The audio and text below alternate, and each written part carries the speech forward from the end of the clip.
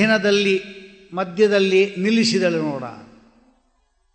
ಕನಕ ಇವರು ವಿಜಯದಾಸ್ ಕೂಡ ಹೇಳ್ತಾರೆ ಅದನ್ನು, ಅವಳ ಸುವರ್ಚಲೆ ಎಂಬುದಾಗಿ. ಸುವರ್ಚಲೆ, ಆ ಸುವರ್ಚಲೆ ಏನಿದ್ದಾಳೆ ಅವಳು ಪಾತಿವ್ರತ್ಯ ಅಂದರೆ ಪರಮ ಪಾತಿವ್ರತ್ಯ ಅವಳದು ಸುವರ್ಚಲೆ. ಇದು ಗಂಡನ ನಿರಂತರವಾಗಿ ಅಲ್ಲಿ ಊಟ ಇಲ್ಲಿ ಊಟ ಅಂಥದ್ದೇ ಒಂದು ಕೆಲಸ. ಅಲ್ಲಿ ಶ್ರಾದ್ದದ ಊಟ ಇಲ್ಲಿ ಶ್ರಾದ್ದದ ಊಟ ಇತ್ಯಾದಿಯಾಗಿ. ಕಡೆಗೆ ಹೆಂಡತಿ ಹೇಳಿದ್ಲು, ಎಷ್ಟು ದಿವಸ ಪರನ್ನ ಊಟ ಮಾಡ್ತೀರಿ, ಪರನ್ನ ಊಟ ಮಾಡ್ತಾಯಿದ್ದೆ ಪುಣ್ಯ ಹೋಗ್ತಾ ಇರುತ್ತೆ, ಅದಕ್ಕೋಸ್ಕರವಾಗಿ ಅದನ್ನು ನಿಲ್ಲಿಸಿ ಬೇಡ, ನಾನು ಇಲ್ವೇನು ಊಟ ಮಾಡಲಿಕ್ಕೆ, ಏನು ಬೇಕು ಅಡುಗೆ ಮಾಡಾಕ್ತೇನೆ. ಪ್ರತಿಜ್ಞೆ ಮಾಡ್ದ, ನಾನು ಇನ್ಮೇಲೆ ಯಾರ ಮನೆಗೆ ಊಟಕ್ಕೆ ಹೋಗೋದಿಲ್ಲ ನಮ್ಮ ಮನೆಯಲ್ಲಿ. ಅಷ್ಟರಲ್ಲಿ ಅವನ ಆಯುಷ್ ಮುಗಿದಿತ್ತು. ಅದೇ ದಿವಸನೇ ಕಡೆಯವಂತು. ಹೆಂಡತಿ ಒಳ್ಳೆಯ ಪಾಯಸ, ಚಿತ್ರಾನ್ನ, ಆಂಬೋಡೆ ಏನೋ ಮಾಡ್ತಾ ತಿಂಡಿಗಳು ಇಷ್ಟ ಅದೆಲ್ಲ ಮಾಡಿದ್ದ. ವಡೆ ಕೂಡ ಮಾಡಿದ್ಲಂತ. ಕಡೆಗೆ ಪಾಯಸ ತಿಂತ ಕೂತಿದ್ದ. ಚಿತ್ರಗುಪ್ತ ಬಂದ ಸರಿಯಾಗಲ್ಲಿ ನಿಂತ್ಕೊಂಡ. ಏನೋ ಪಾಯಸ ತಿಂತಾ ಇದ್ದಾನಲ್ಲ ಪಾಪ, ಒಂದು 5 ನಿಮಿಷ ಅವನಿಗೆ ಅವಕಾಶ ಕೊಡೋಣ ಅಂಥೇಳಿ ಸುಮ್ಮನೆ ಹಾಗೆ ನಿಂತ್ಕೊಂಡ. ಸರಿಯಾಗಿ ಆ ಪಾಯಸ ತಿಂತಿದ್ದು ನೋಡಿ, ಇನ್ನು ಸ್ವಲ್ಪ ಹಾಕು, ಇಷ್ಟು ದಿವಸ ಪರರ ಊಟವನ್ನು ಮಾಡಿ ನಿನ್ನ ಕೈಯ ರುಚಿಯನ್ನು ಮರ್ತೋಗಿದ್ನಲ್ಲ, ಎಂಥ ಒಂದು ಅಮೃತದ ಕೈ ನಿಂದು ಅಂಥೇಳಿ ಅವಳನ್ನು ಪ್ರಶಂಸೆ ಮಾಡಿ ಪಾಯಸ ತಿಂತಾ ಇದ್ದಾನೆ. ಚಿತ್ರಗುಪ್ತನಿಗೆ ನಗು ತಡಲಿಕ್ಕಾಗಲಿಲ್ಲ, ಜೋರ ನಕ್ಕುಬಿಟ್ನಂತೆ. ತಕ್ಷಣ ಆ ಶಬ್ದ ಇವಳಿಗೆ ಕೇಳಿಸ್ತು, ಯಾರೋ ನಗುತ್ತಾ ಇದ್ದಾರೆ ಅಂತ. ತಕ್ಷಣ ಅವಳು ಆಚೆ ಬರ್ತಾಳಂತೆ, ಯಾರೂ ಕಾಣಿಸ್ತಾ ಇಲ್ಲ. ಅವಳು ಹೇಳ್ತಾಳೆ, ನಾನೇನಾದರೂ ಜೀವನದಲ್ಲಿ ನನ್ನ ಪತಿ ಬಿಟ್ಟು ಬೇರೆ ಏನೂ ಇಲ್ಲ ಅಂತ ನಾನು ಕೆಲಸ ಮಾಡಿದರೆ ಆ ನಕ್ಕದವ್ರು ಕಾಣಿಸ್ಕೊಳ್ಳಿ ಎಂದ್ಲು. ತಕ್ಷಣ ಚಿತ್ರಗುಪ್ತ ಕಾಣಿಸ್ಕೊಂಡು ತಕ್ಷಣ ದೊಡ್ಡವರು ಬಂದುಕೊಂಡು ನಮಸ್ಕಾರ ಮಾಡಿದ್ಲು. ಈಗ ಅವನಿಗೆ ತುಂಬ ಧರ್ಮ ಸಂಕಟ ಉಂಟಾಯಿತು. ಏನು ಆಶೀರ್ವಾದ ಮಾಡೋ, ಗಂಡನ ಕರ್ಕೊಂಡು ಹೋಗ್ಲಿಕ್ಕೆ ಬಂದಿದ್ದಾಳೆ. ಪತಿವ್ರತಾಸ್ತೆ ಶಿರೋಮಣಿ ಆದವಳಿಗೆ ಯಾವತ್ತೂ ಕೂಡ ದೀರ್ಘ ಸುಮಂಗಲೀ ಭವ ಅಂತ ಹೇಳಿಬಿಟ್ಟು ಬೇರೆ ಏನು ಹೇಳಬಾರ್ದು. ಏನು ಮಾಡಬೇಕು? ಆಗ ಅವ್ರು ಹೇಳ್ತಾರೆ, ನೋಡಮ್ಮ, ನಿನ್ನ ಗಂಡನನ್ನು ಕರ್ಕೊಂಡು ಹೋಗಲಿಕ್ಕೆ ನಾ ಬಂದವನು, ನಿನ್ನ ಗಂಡನ ಆಯುಷ್ಯ ಮುಗೀತು. ಆದರೆ ನೀನು ಪತಿವ್ರತೆ, ಯಮದೂತರು ಬರಲಿಕ್ಕೆ ಆಗೋದಿಲ್ಲ, ಅದಕ್ಕೆ ನಾನೇ ಬಂದಿದ್ದೇನೆ. ಆದರೆ ನೀನು ನಮಸ್ಕಾರ ಮಾಡ್ತಾ ಇದ್ದಿ, ಆಶೀರ್ವಾದ ಮಾಡಲಿಲ್ಲ ಅಂದರೆ ನನ್ನ ಆಯುಷ್ಯ ನಿನ್ನ ಗಂಡಂಗೆ ಬಂದೇ ಬರುತ್ತೆ. ಅದಕ್ಕೇನು ಮಾಡಬೇಕು? ಈಗ ತಾತ್ಕಾಲಿಕವಾಗಿ ನಿನ್ನ ಗಂಡನನ್ನು ಕರ್ಕೊಂಡು ಹೋಗ್ತೇನೆ, ಆದರೆ ಯಮನು ಅತ್ಯಂತ ಪ್ರಿಯವಾಗಿರ್ತಕ್ಕಂಥ ಒಂದು ಸ್ತೋತ್ರ ಇದೆ, ಆ ಸ್ತೋತ್ರ ಹೇಳ್ಕೊಡ್ತೇನೆ, ಅದು ನಿಂಗೆ ಹೇಳ್ಕೊಡ್ತೇನೆ, ನಿನ್ನ ಗಂಡಂಗೆ ಹೇಳಿ ಅದನ್ನು ಅಲ್ಲಿ ಓದ್ಬಿಡ್ಲಿ ಜೋರಾಗಿ ಸಾಕು, ಆಮೇಲೆ ದೀರ್ಘಾಯುಷ್ಮಂತ ಮಾಡ್ತಾನೆ ಅಂತ ಹೇಳ್ತಾಳೆ. ನೋಡಿ, ಪತಿವ್ರತೆ ಅಂದರೆ ಯಾವ ರೀತಿ ಇರುತ್ತೆ ಅಂದರೆ, ಪ್ರತಿ ದಿವಸವೂ ಕೂಡ ಈ ಬೈತಲೆ ಮಧ್ಯೆ ತೆಗೆದು ಮುತ್ತೈದೆ ಆದವಳು ಸಿಂಧೂರವನ್ನು, ದೇವರಿಗೆ ಅರ್ಪಿತವಾದ ಸಿಂಧೂರವನ್ನು ಹಚ್ಕೋಬೇಕು. ಇದರಿಂದ ಗಂಡನ ಆಯುಷ್ಯ ಎಂಬತಕ್ಕಂಥದ್ದು ಜಾಸ್ತಿ ಆಗುತ್ತೆ. ಗಂಡನಿಗೆ ಯಾವತ್ತೂ ಕೈ ಹಿಂಗೆ ತೋರಿಸ್ಕೊಡ್ದು, ನಿಮ್ಮನ್ನು ಕಟ್ಕೊಂಡಿದ್ದಕ್ಕೆ ನಂಗೆ ಹಿಂಗಾಯಿತು ಅಂತ ಅಂದ್ಲು ಅಂದರೆ ಎಷ್ಟಿದೆ ಬೆರಳು? ಎಷ್ಟು ಬೆರಳು? 5 ಇದೆ. 5 ವರ್ಷ ಗಂಡನ ಇವಳು ಬರುತ್ತೆ. ಬೇಗ ಗಂಡನನ್ನು ಕಳಿಸ್ಬಿಡ್ಬೇಕು ಈ ಲೋಕದಿಂದ ಅಂತಿದ್ದರೆ ಏನು ಕಷ್ಟಪಡಬೇಕಾಗಿಲ್ಲ. 2 ಕೈ ತೊಗೊಳ್ರಿ, ಮೊದಲು ಎಷ್ಟು ಆಯುಷ್ಯದ ತಿಳ್ಕೊಳ್ರಿ. ಗಂಡಂದು ಒಂದು 40 ಇತ್ತು ಅಂತ ತಿಳ್ಕೊಳ್ರಿ. ನಿಮ್ಮನ್ನು ಕಟ್ಕೊಂಡು ಹಿಂಗಾಯಿತು, ನಿಮ್ಮನ್ನು ಕಟ್ಕೊಂಡು 4 ಸತಿ ಏನ್ರಿ 40 ವರ್ಷ ಆಗೋಯ್ತು, ಎಲ್ಲ ನೀವು ಬಂದ್ಬಿಡ್ತು. 40 ವರ್ಷ ಭರ್ಜರಿ ಬದುಕಿರ್ತೀವಿ ನೋಡ್ರಿ. ಗಂಡನ ಹೋದ ಮೇಲೆ ಏನು ಬದುಕಿದ್ರೇನು, ಎಷ್ಟು ಸಂಪತ್ತಿದ್ರೇನು, ಎಷ್ಟು ರೇಷ್ಮೆ ಸೀರೆ ಇದ್ರೇನು, ಎಷ್ಟು ಬಳೆಗಳು ಬಂಗಾರದಿದ್ರೇನು, ಏನಾದರೂ ಹಾಕ್ಕೋಬೋದು ಹೇಳಿ ನೋಡೋಣ. ಹೆಂಡತಿ ಆದವಳಿಗೆ ಗಂಡನಿಂದಲೇ ಪೂರ್ಣವಾಗಿ ಅವಳಿಗೆ ಸೌಂದರ್ಯ. ಅದು ಹೋಯಿತು ಅಂದ್ರೆ ಮುಗೀತು. ಕುಂಕುಮ ಇಟ್ಕೊಳ್ಳೋಗಿಲ್ಲ, ಇಟ್ಕೊಂಡ್ರು ಅಷ್ಟೇ ಬೈತಾರಷ್ಟೇ, ಎಲ್ಲರೂ ಬೈತಾರೆ. ಗಂಡನೇ ಹೋದಂತ ಇದೆಲ್ಲ ಯಾಕೆ ಬೇಕಾಗಿತ್ತು ಈ ಪ್ರಾರಬ್ಧಕ್ಕೆ ಅಂತ ಬೈತಾರೆ. ಅದೇನು ಮಾಡಬೇಕು? ಅದ್ಯಾವುದು ಕೆಲಸಕ್ಕೆ ಬರೋದಿಲ್ಲ. ಗಂಡನನ್ನು ರಕ್ಷಣೆ ಮಾಡಿಕೊಳ್ಳುವುದೇ ಹೆಂಡತಿಯ ಲಕ್ಷಣ. ಇನ್ನೂ ಕಾಲ ಮಿಂಚಿಲ್ಲ ನಿಮಗೆಲ್ಲ. ಒಳ್ಳೆ ರೀತಿಯಲ್ಲಿ ನಿಮ್ಮ ಪತಿಯನ್ನು ಸೇವೆ ಮಾಡಿರಿ. ಒಂದು ಸಾರಿ ಆ ಗಂಡನಿಗೆ ಭಾನುವಾರವೋ ಶನಿವಾರವೋ ಕಾಲಿಗೆ ಎಣ್ಣೆ ಹಚ್ಚಿದ್ರಿ ಅಂದರೆ 6 ಬಾರಿ ಕಾಶಿ ಯಾತ್ರೆ ಮಾಡಿದ ಫಲ.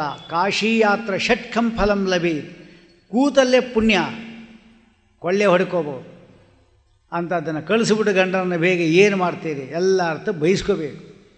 ಯಾರೂ ನಿಮ್ಮ ಕೈಲಿ ಒಂದು ಲೋಟ ನೀರು ಕುಡಿಯೋದಿಲ್ಲ. ಅಂಥ ಸ್ಥಿತಿ ನಾವು ಬರಬಾರ್ದು. ಅದಕ್ಕಾಗಿ ಪತಿಯೇ ದೇವರು ಅಂತ ತಿಳ್ಕೋಬಾರ್ದು, ಪತಿಯಲ್ಲಿ ದೇವರಿದ್ದಾನೆ ಅಂತ ತಿಳ್ಕೊಂಡು ವಿಶೇಷವಾದ ರೀತಿಯಲ್ಲಿ ಆ ಪತಿಯ ಅಂತರ್ಯಾಮಿಯಾದ ಪರಮಾತ್ಮನ ಮೆಚ್ಚಿಸ್ಕೊಂಡ್ವಿ ಅಂದರೆ, ಸುಮತಿ ಎಂಬತಕ್ಕಂಥವಳು ಗಂಡನ ಆಯುಷ್ಯನ್ನು ಜಾಸ್ತಿ ಮಾಡಿದ್ದಾಳೆ.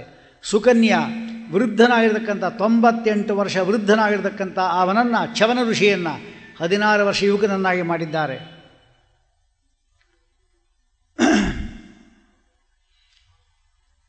ಅಂದರೆ ಇದೆಲ್ಲವೂ ಕೂಡ ವಿಶೇಷ ಅರ್ಥ ಮಾಡ್ಕೋಬೇಕು. ಹಾಗೆ ಸುವರ್ಚಲೆ ಎಂಬತಕ್ಕಂಥವಳು ತನ್ನ ಗಂಡನ ಆಯುಷ್ಯನ್ನು ಜಾಸ್ತಿ ಮಾಡಿದ್ದಾಳೆ. ಅವನು ಬಂದ, ಕರ್ಕೊಂಡು ಹೋದ. ಯಮಧರ್ಮ ಅವನನ್ನು ಸಂತೋಷ ಪಡ್ತಕ್ಕಂಥ ಶ್ಲೋಕ ಇತ್ತಲ್ಲ, ಆ ಶ್ಲೋಕ ಅವನು ಹೇಳಿಬಿಟ್ಟ ಉದ್ದಕ್ಕೆ ಜೋರಾಗಿ. ಹೇಳಿದ ಕೂಡಲೇ ಭಾರಿ ಸಂತೋಷ ಆಯಿತು. ಶ್ಲೋಕ ಯಾರು ಹೇಳ್ಕೊಟ್ರಪ್ಪ ನಿನಗೆ ಅಂತ ಕೇಳಿದ್ರು. ನನ್ನ ಹೆಂಡತಿ ಹೇಳ್ಕೊಟ್ಲು ಅಂತ. ನಿನ್ನ ಹೆಂಡತಿಗೆ ಯಾರು ಹೇಳ್ಕೊಟ್ರು? ಗೊತ್ತಿರೋದು ಇಬ್ಬರಿಗೆ, ನನಗೆ ಮತ್ತು ಚಿತ್ರಗುಪ್ತನಿಗೆ. ನಾನಂತೂ ಹೇಳಿಲ್ಲ ಅದು ಇನ್ಯಾರು ಹೇಳಿರಬೇಕು? ಏನು ಚಿತ್ರಗುಪ್ತ ಅಂದ ಕೂಡಲೇ, ಸ್ವಾಮಿ ಏನು ಮಾಡ್ತೀರಿ ಹೇಳಿ, ನೀವು ಆ ಜಾಗದಲ್ಲಿದ್ದು ಏನು ಮಾಡ್ತಾಯಿದ್ರಿ ಹೇಳಿ ನೋಡೋಣ. ನಾನು ಪತಿವ್ರತ ಸ್ತ್ರೀ ಆಗಿದ್ದರೆ ಆ ನಕ್ಕದವನು ಕಾಣಿಸ್ಲಿ ಅಂತ ಹೇಳಿಕೊಳ್ಳೆ ನೀವು ಕಾಣಿಸ್ತಾ ಇದ್ರಿ. ಕಾಣಿಸಿಗೂ ದೊಡ್ಡವರು ಬಂದು ನಮಸ್ಕಾರ ಮಾಡ್ತಾಯಿದ್ಲು. ಆಗೇನು ಆಶೀರ್ವಾದ ಮಾಡ್ತಾಯಿದ್ರಿ? ಅದೇ ನಾನು ಮಾಡಿದ್ದೀನಿ ಅಷ್ಟೇ. ನೀವು ಆ ಜಾಗದಲ್ಲಿ ಇದ್ದರೂ ಅದೇ ಮಾಡ್ತಾಯಿದ್ರಿ, ನಾನು ಮಾಡೋದು ಅದೇನೆ. ಅದಕ್ಕೆ ದೀರ್ಘಾಯುಷ್ಮಂತನಾಗಲೇಬೇಕು. ಯಾಕೆಂದರೆ ಈ ಪತಿವ್ರತೆಯ ಪ್ರಭಾವ ಆಗಿದೆ, ಅವನ ಆಯುಷ್ಯನ ಪೂರ್ತಿ ಮಾಡಲೇಬೇಕು ಅಂತ ಕೇಳಿಕೊಂಡು ಕೂಡಲೇ ಅವನಿಗೂ 400 ವರ್ಷ ಆಯುಷ್ಯನ ಕೊಟ್ಟಿದ್ದಾರೆ. ಪತಿ ಎಂಬುದಕ್ಕಂಥವಳು ಪರಮ ಪವಿತ್ರಳಾದ ಸ್ತ್ರೀ ಆಗಿದ್ಲು ಅಂದರೆ ಗಂಡನಿಗೆ ದೀರ್ಘಾಯುಷ್ಮಂತ. ಅವನು ಎಷ್ಟು ಆಯುಷ್ಯ ಇರ್ತಾನೋ ಅಷ್ಟು ನಿಮಗೆ ಒಳ್ಳೆಯದು. ಯಾಕೆಂದರೆ ನೀವು ಮುತ್ತೈದೆಯಾಗಿ ಹೋದ್ರಿ ಅಂದರೆ ಆಗ ಅಲ್ಲಿರತಕ್ಕಂಥ ಲೋಕನೇ ಬೇರೆ. ಏನು ಬೇಕು ನಿಮಗೆ ಪತಿ ಲೋಕದಲ್ಲಿ, ಏನು ಇಷ್ಟಾರ್ಥ ಬೇಕು. ನಮ್ಮ ಇವರೊಬ್ಬರು ಇದ್ದರು, ಕೃಷ್ಣಮೂರ್ತಿ ಅಂತ ಒಬ್ಬರು ಈಗಲೂ ಇದ್ದಾರವರು. ಅವರ ಹೆಂಡತಿ ಪಾಪ ಏನೋ ಒಂದು ರೋಗ ಏನೋ ಬಂತು, ಸತ್ತೋದ್ಲು. ಅವ್ರಿಗೆ ಅವರೇಕಾಯಿ ಅಂದರೆ ತುಂಬ ಇಷ್ಟ. ಆ ಗಂಡ ಯಾವತ್ತೂ ತಮಾಷೆ ಮಾಡೋದು, ನೋಡು ಅವರೇಕಾಯಿ ನೋಡಿಬಿಟ್ಲೆ ಆ ಹಸು ನುಗ್ಗದಂಗೆ ಹೋಗ್ತಾರೆ ನೋಡು. ಅವರು ಬೈತಾ ಇದ್ದ ಅವನು. ಪಾಪ ಏನೋ ತಿಂದು ಹಾಗೆ ಬಂದು ಹೊಟ್ಟೋಯ್ತು. ಇವಾಗ ತಲೆ ಬಿಸಿ ಆಯಿತು. ಪಾಪ ಬದುಕಿರೋ ಒಂದು ಚೂರು ಅವಳಿಗೆ ಅನುಕೂಲ, ಒಂದು ಅವರೇಕಾಯಿ ಕೇಳಿದ್ದು ತಂದ್ಕೊಳ್ಳಿಲ್ಲ ನನ್ನ ಯೋಗ್ಯತೆಗೆ ಅಂಥೇಳಿ ಈಗ ಬೇಜಾರು ಮಾಡಿಕೊಂಡ. ನೋಡು ಅಷ್ಟಕ್ಕೆ ಆ ಪತಿವ್ರತೆ ಬೀಳಿಲ್ಲ ಅವಳು. ರಾತ್ರಿ ಸ್ವಪ್ನದಲ್ಲಿ ಬಂದು, ನೀವೇನು ಯೋಚನೆ ಮಾಡಿಬಿಡಿ, ಪ್ರತಿ ದಿವಸವೂ ಕೂಡ ಅವರೇಕಾಯಿ ಹುಳಿ ತಿಂತಾಯಿದ್ದೀನಿ ನಾನು. ಅಂದರೆ ಸ್ವಪ್ನದಲ್ಲಿ ಬಂದು ಹೇಳಿದ್ದು, ನಡೆದಿದ್ದು. ನನಗೆ ಒಳ್ಳೆ ಪತಿಲೋಕ ಬಂದು ನನ್ನ ಬಗ್ಗೆ ಏನು ಯೋಚನೆ ಮಾಡಬೇಡಿ, ಬೇಕಾದ್ರೆ ನೀವು ಇನ್ನೊಂದು ಮದುವೆ ಬೇಕಾದ್ರೆ ಮಾಡ್ಕೊಳ್ಳಿ, ನನಗೇನು ಬೇಜಾರಿಲ್ಲ ಆಯಿತಾ. ಆದರೆ ನಾನು ಸುಖವಾಗಿದ್ದೇನೆ. ನಾ ಪಾತಿವ್ರತ್ಯದಲ್ಲಿ ಹೋಗಿದ್ದೆ. ನನಗೆ ಅಂಥ ಒಂದು ಎಷ್ಟು ವೈಭವ ಮಾಡ್ತಾರೆ, ಎಷ್ಟು ಗೌರವ ಮಾಡ್ತಾರೆ, ಎಲ್ಲ ಬಿಡಿಸಿ ಬೆಳಿಗ್ಗೆ 1 ಗಂಟೆ ಈ ಉಪನ್ಯಾಸ ಆಗ್ಬೋದು. ಸ್ವಪ್ನದಲ್ಲಿ 5 ನಿಮಿಷ ಜಾಸ್ತಿ ಅಂದರೆ ಸ್ವಪ್ನ ಬೀಳೋದು. ಜಾಸ್ತಿಯಿಂದ 2 ಸೆಕೆಂಡ್ಗಳು, 3 ಸೆಕೆಂಡ್ ಅಷ್ಟೇ ಸ್ವಪ್ನ, ಅದ ಮೇಲೆ ಜಾಸ್ತಿ ಬೀಳೋದಿಲ್ಲ. ಅಷ್ಟು ವಿಷಯ ಹೇಳಿದ್ದಾಳೆ. ಆ ಸ್ವರ್ಗದಷ್ಟು ಪುರಾಣದಲ್ಲಿ ಆ ಪತಿವ್ರತೆಯ ಲೋಕದಲ್ಲಿ ಏನು ಸಿಗಬಹುದು ಅಂತ ಹೇಳಿದ್ದಾರೆ ಅಷ್ಟನ್ನು ಅವಳು ಹೇಳಿದ್ದಾಳೆ. ಆದ್ದರಿಂದ ಮುತ್ತೈದೆಯಾಗಿ ಹೋಗೋದಿದಲ್ಲ, ಬಹಳ ಪುಣ್ಯ ಮಾಡಿರಬೇಕು. ಅದಕ್ಕಾಗಿ ಆ ಪುಣ್ಯ ಎಂಬತಕ್ಕಂಥದ್ದು ನಿಮ್ಮ ಕೈಲೇ ಇದೆ. ಅಲ್ಲಿ ಹೇಳ್ತಾರೆ, ಭರ್ತುಃ ಮಯಾ ನೈವ ಕೃತಂ ಹಿತಂ ವಚಃ ಪತಿವ್ರತಂ ನೈವ ಕದಾಪಿ ಪಾಲಿತಂ ನ ಗೌರವಂ ಕ್ವಾಪಿ. ಒಂದು ದಿವಸ ನಾನು ಗಂಡನ ಗೌರವ ಕೊಳ್ಳಿಲ್ವೇ. ಕೃತಂ ಗುರುಚಿತಂ ದೇಹಿನ್ ಕ್ವಚಿನ್ ನಿಸ್ತರಿಯತ್ವಯಾ ಕೃತಂ. ಅವ್ರು ಹೇಳ್ತಾರೆ, ಪತಿವ್ರತೆ ಇದ್ದಾಳೆ ಅವಳು ಅತ್ತೆ ಮಾವಂದರ ಆದೇಶಾನುಸಾರವಾಗಿ ನಡಿಬೇಕು. ದೇವತಾ ಕಾರ್ಯ, ಪಿತೃ ಕಾರ್ಯ, ಬ್ರಾಹ್ಮಣರ ಸೇವೆ ವಿಚಾರದಲ್ಲಿ ಜಾಗರೂಕರಾಗಿರಬೇಕು. ಯಾವತ್ತು ಛಾಡಿ ಮಾತನ್ನು ಹೇಳಬಾರದು. ಹೆಂಗಸರ ಲಕ್ಷಣ. ಯಾರಾದರೂ ಹೇಳಿದರೆ ಕೇಳಲೂಬಾರದು.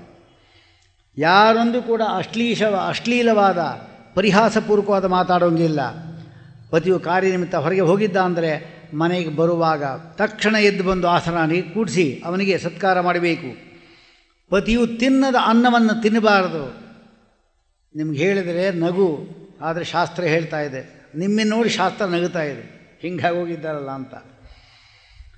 ಪತಿಯು ತಿನ್ನದ ಅನ್ನವನ್ನು ತಿನ್ನಬಾರದು.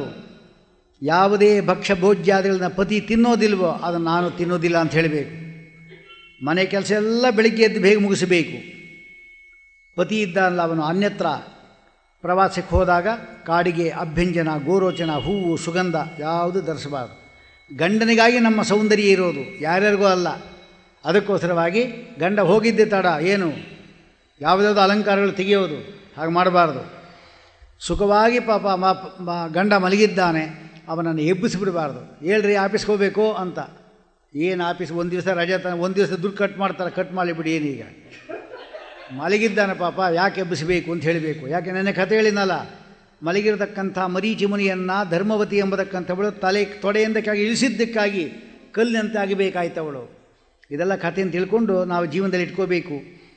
ಅಲ್ಲದೆ ಕುಟುಂಬ ಪಾಲನೆಯಲ್ಲಿ ಪತಿಗೆ ಯಾವುದೇ ರೀತಿಯಾದ ತ್ರಾಸ ಕೊಡದಂತೆ ಜಾಣ್ಮೆಯಿಂದ ನರ್ತಿಸಬೇಕು. ಕುಟುಂಬ ರಹಸ್ಯ ಯಾವತ್ತೂ ಗುಟ್ಟು ಆಚೆ ಬಿಡಬಾರದು. ನಮ್ಮ ಮನೆ 4 ಗೋಡೆಯಲ್ಲಿರತಕ್ಕಂಥದ್ದು ನಮ್ಮ ಮನೆ ಒಳಗಡೆ ಇರಬೇಕು ಹೊರತಾಗಿ ಪಕ್ಕದ ಮನೆಗೆ ಹೋಗಬಾರ್ದು, ಅವ್ರ ಮನೆ ಹೋಗಬಾರ್ದು.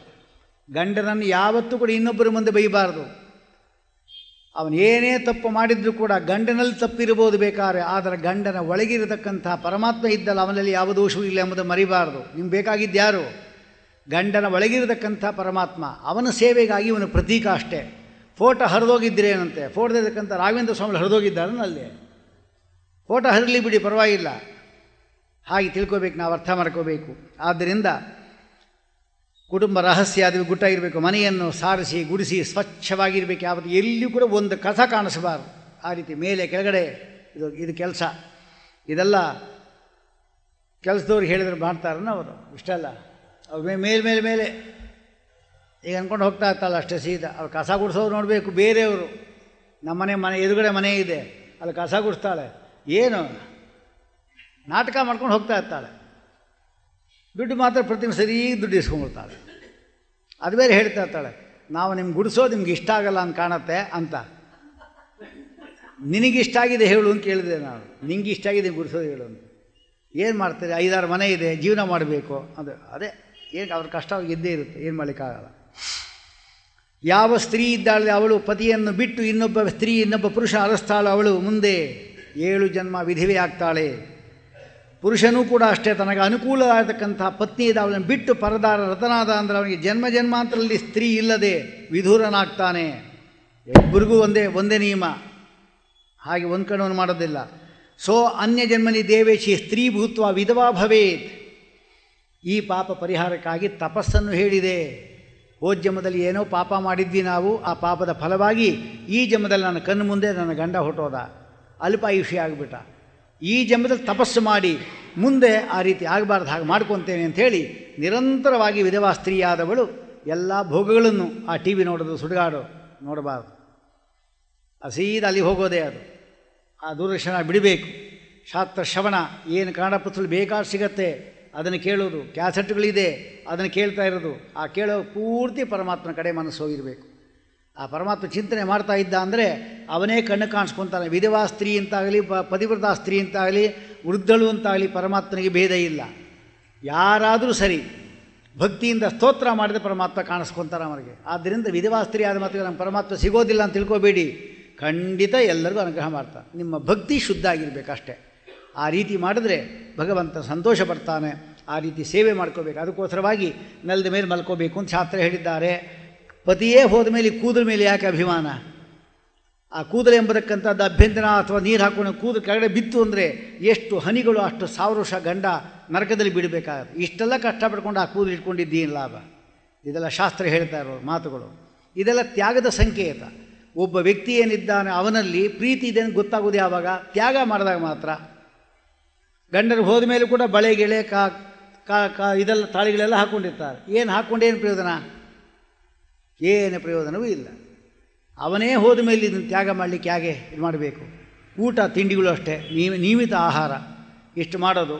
ಆಮೇಲೆ ರಾತ್ರಿ ಊಟ ಎಲ್ಲ ಮಾಡಲಿಕ್ಕೆ ಅವಕಾಶ ಇಲ್ಲ. 2 ಹೊತ್ತು ಊಟ. ಸನ್ಯಾಸಿ ಜೀವನೇ ಒಂದು ರೀತಿ. ಇಷ್ಟೆಲ್ಲ ಮಾಡಿದ್ರೆ ಮುಂದಿನ ಜನ್ಮದಲ್ಲಿ ಒಳ್ಳೆ ರೀತಿ ಆದಕ್ಕಂಥ ಪತಿ ಸಿಗ್ತಾನೆ, ದೀರ್ಘಾಯುಷ್ಯವಂತನಾದಕ್ಕಂಥ ಪತಿ ಸಿಗ್ತಾನೆ. ಮುತ್ತೈದೆ ತನದಲ್ಲೇ ಹೋಗ್ತಾಳೆ, ಪುನಃ ಅಲ್ಲೂ ಸುಖ ಇರೋದು. ಯಾವತ್ತೂ ಅಷ್ಟೇ ತ್ಯಾಗ ಇಲ್ಲದೆ ಪ್ರೀತಿ ಎಂಬತಕ್ಕಂಥದ್ದು ಬರೋದಿಲ್ಲ. ನಾವವರು ಏನು ಗಳಸ್ಯ ಗಂಡಸ್ಯ, ಆದರೆ ಅವನಿಗೋಸ್ಕರ ಒಂದು ಎಲೆ ಹಾಕ್ಕೊಂಡಿಲ್ಲ ಊಟಕ್ಕೆ, ಇವನು ಮಾತ್ರ ಎಲೆ ಬದ್ಧ ಹಾಕ್ಕೊಂಬಿಟ್ಟ. ಇದು ಪ್ರೀತಿ ಅಂತ ಹೇಳ್ತಾರಾ? ಅಕಸ್ಮಾತ್ ಹಾಕಿ ಬಂದ ಅಂದರೆ ನೀ ಕೂತ್ಕೊಳ್ಳಪ್ಪ, ನಾನು ಹೋಗ್ತೀನಿ ಪರವಾಗಿಲ್ಲ ಅಂತ ಹೇಳಬೇಕು. ಇದು ತ್ಯಾಗ ಅಂದರೆ. ಈ ತ್ಯಾಗ ಇತ್ತು ಅಂದರೆ ನಿಜವಾಗಲೂ ಪ್ರೀತಿ ಇದೆ ಅಂತ ಗೊತ್ತಾಗುತ್ತೆ. ಅದಕ್ಕಾಗಿ ತಂದೆ ತಾಯಿಗಳಿಗೋಸ್ಕರವಾಗಿ, ಅತ್ತೆ ಮಾವಂದ್ರಿಗೋಸ್ಕರವಾಗಿ, ತಂದೆ ಗಂಡನಿಗೋಸ್ಕರವಾಗಿ ಏನು ತ್ಯಾಗ ಮಾಡಲಿಕ್ಕೂ ತಯಾರಾಗಿರಬೇಕು ಪತಿವ್ರತ ಸ್ತ್ರೀ ಅಂದರೆ. ಅದೇ ಪತಿವ್ರತ ಅಂದರೆ. ಅದಕ್ಕೆ ಬಿಳಿಯಾದ ಬಟ್ಟೆ ಧಾರಣೆ ಮಾಡೋದು, ಬಿಳಿ ಬಟ್ಟೆ. ಯಾಕೆಂದರೆ ಸಾತ್ವಿಕ ಜೀವನ ನಡೆಸ್ತಾ ಇದ್ದೇನೆ, ಅದಕ್ಕಾಗಿ.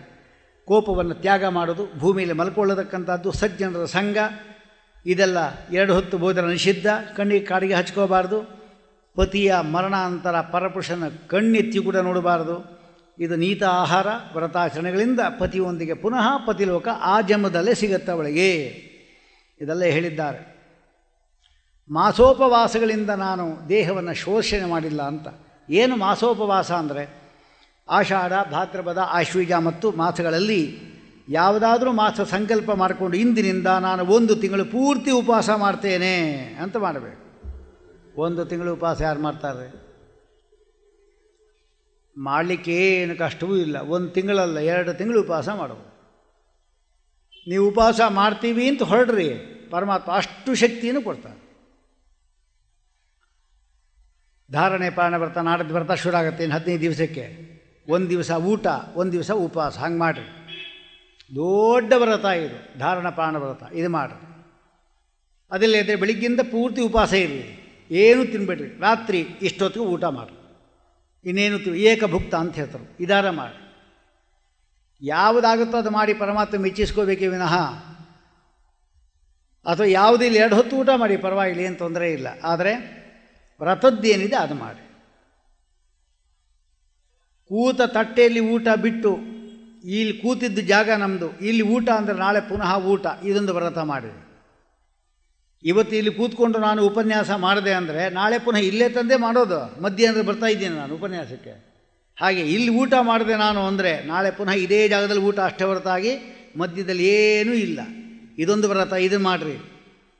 ನಮಗಿಂತ ಜೈನರು ಅಷ್ಟು ಚೆನ್ನಾಗಿ ಮಾಡ್ತಾರೆ. ಅವರಿಗೆ ವೇದ ಪ್ರಾಮಾಣ್ಯ ಒಪ್ಪದೇ ಇದ್ದವರು. ನಾವು ವೇದ ಪ್ರಾಮಾಣ್ಯ ಒಪ್ಪಿ ವೇದೋಕ್ತವಾದ ಕರ್ಮ ನಾವು ಮಾಡೋದಿಲ್ಲ ಅಂದರೆ ನಾವು ಯಾವ ಬ್ರಾಹ್ಮಣರು? ಅದಕ್ಕೆ ಯಾವುದಾದ್ರೂ ಒಂದು ತ್ಯಾಗ ಇಲ್ಲದೆ ತಪಸ್ಸಾಗೋದಿಲ್ಲ. ಅದಕ್ಕೆ ಈಗಲಾದರೂ ತ್ಯಾಗ ಮಾಡಿಕೊಳ್ಳಿ. ತ್ಯಾಗದ ಬುದ್ಧಿ ಬಂತು ಅಂದರೆ ವಿಶೇಷ ಆಗುತ್ತೆ. ಅದು ಮಾಸೋಪವಾಸ ಅಂತ ಹೇಳ್ತರು. ಮಾಸಮೇಕಂ ನಿರಾಹಾರ. 1 ತಿಂಗಳು ಉಪವಾಸ ಮಾಡೋದು ಹೇಗ್ರಿ? ಹಿಂಗೆ ವ್ಯವಸ್ಥೆ ಮಾಡ್ಕೊಳ್ಳಿ. ನಾನು 1 ತಿಂಗಳು ಊಟವನ್ನು ಮಾಡೋದಿಲ್ಲ. ಮತ್ತೇನು ಮಾಡ್ತೇನೆ? ಫಲಾಹಾರ ಅಷ್ಟೆ. ಫಲಾಹಾರ ಅಂದರೆ ಏನು? ಊಟದಷ್ಟೇ ಫಲಾಹಾರ ಅಲ್ಲ. ಫಲಾಹಾರ ಅಂದರೆ ಆ ರೀತಿ ಅರ್ಥ ಬರ್ತಲ್ಲ. ಊಟ ಮಾಡಲ್ಲ ಅಷ್ಟೆ. ಗುರುವಾರ ಏನ್ರಿ? ಏನಿಲ್ಲ, ಇಷ್ಟು ಉಪ್ಪಿಟ್ಟು, ಇಷ್ಟು ಅವಲಕ್ಕಿ, ಇಷ್ಟು ಇಡ್ಲಿ ಆಯ್ತಲ್ಲ. ಏನಾಯ್ತು ನಿಮ್ಮದು? ವೆರೈಟಿ ಆಯಿತು ಅಷ್ಟೇ ಹೊರತಾಗಿ ಊಟದಷ್ಟೇ ಅದಕ್ಕಿಂತ ಜಾಸ್ತಿನೇ ಆಯಿತು. ಅದು ಊಟನೇ ಮಾಡ್ಬೋದು. ಹಾಗಲ್ಲ. ಫಲಾಹಾರ ಅಂದರೆ ಏನು? ಫಲ ಅಂದರೆ ಹಣ್ಣು ತಾನೇ, ಎಲ್ಲರಿಗೂ ಗೊತ್ತಿರೋದು. ಫಲ ಅಂದರೆ ಹಣ್ಣು. 2 ಹಣ್ಣು, 1 ಲೋಟ ಹಾಲು ಕುಡೀರಿ. ಅದು ಹಾಲು ಬರ್ತಾರೆ, ಅದೂ ಇಲ್ಲ. ಎಳ್ನೀರು ಕುಡಿದ್ರಿ, ಎಳ್ಳು ನೀರಲ್ಲ. ಆಮೇಲೆ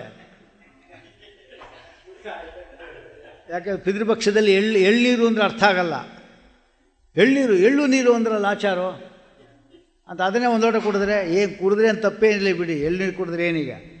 ಆಮೇಲೆ ಸತ್ತ ಮೇಲೆ ಆದರೂ ಮಗ ಕೊಡೋ ಎಳ್ನೀರು ಕುಡಿಲೇಬೇಕು. ಈಗಲಿಂದ ಅಭ್ಯಾಸ ಆಗಿರುತ್ತೆ. ಅಂತೂ ಹಾಗೆ ಇದರಲ್ಲಿ ಕೂಡ ಇದೆ. ಏಕಾದಶಿ ಊಟ ಮಾಡಬಾರ್ದು. ವೈಧವ್ಯಂ ಆಸಾಧ್ಯ ತಪೋ ನ ಸೇವಿತಂ ದೇಹಿನ್ ಕ್ವಚಿನ್ನಿಸ್ತರ.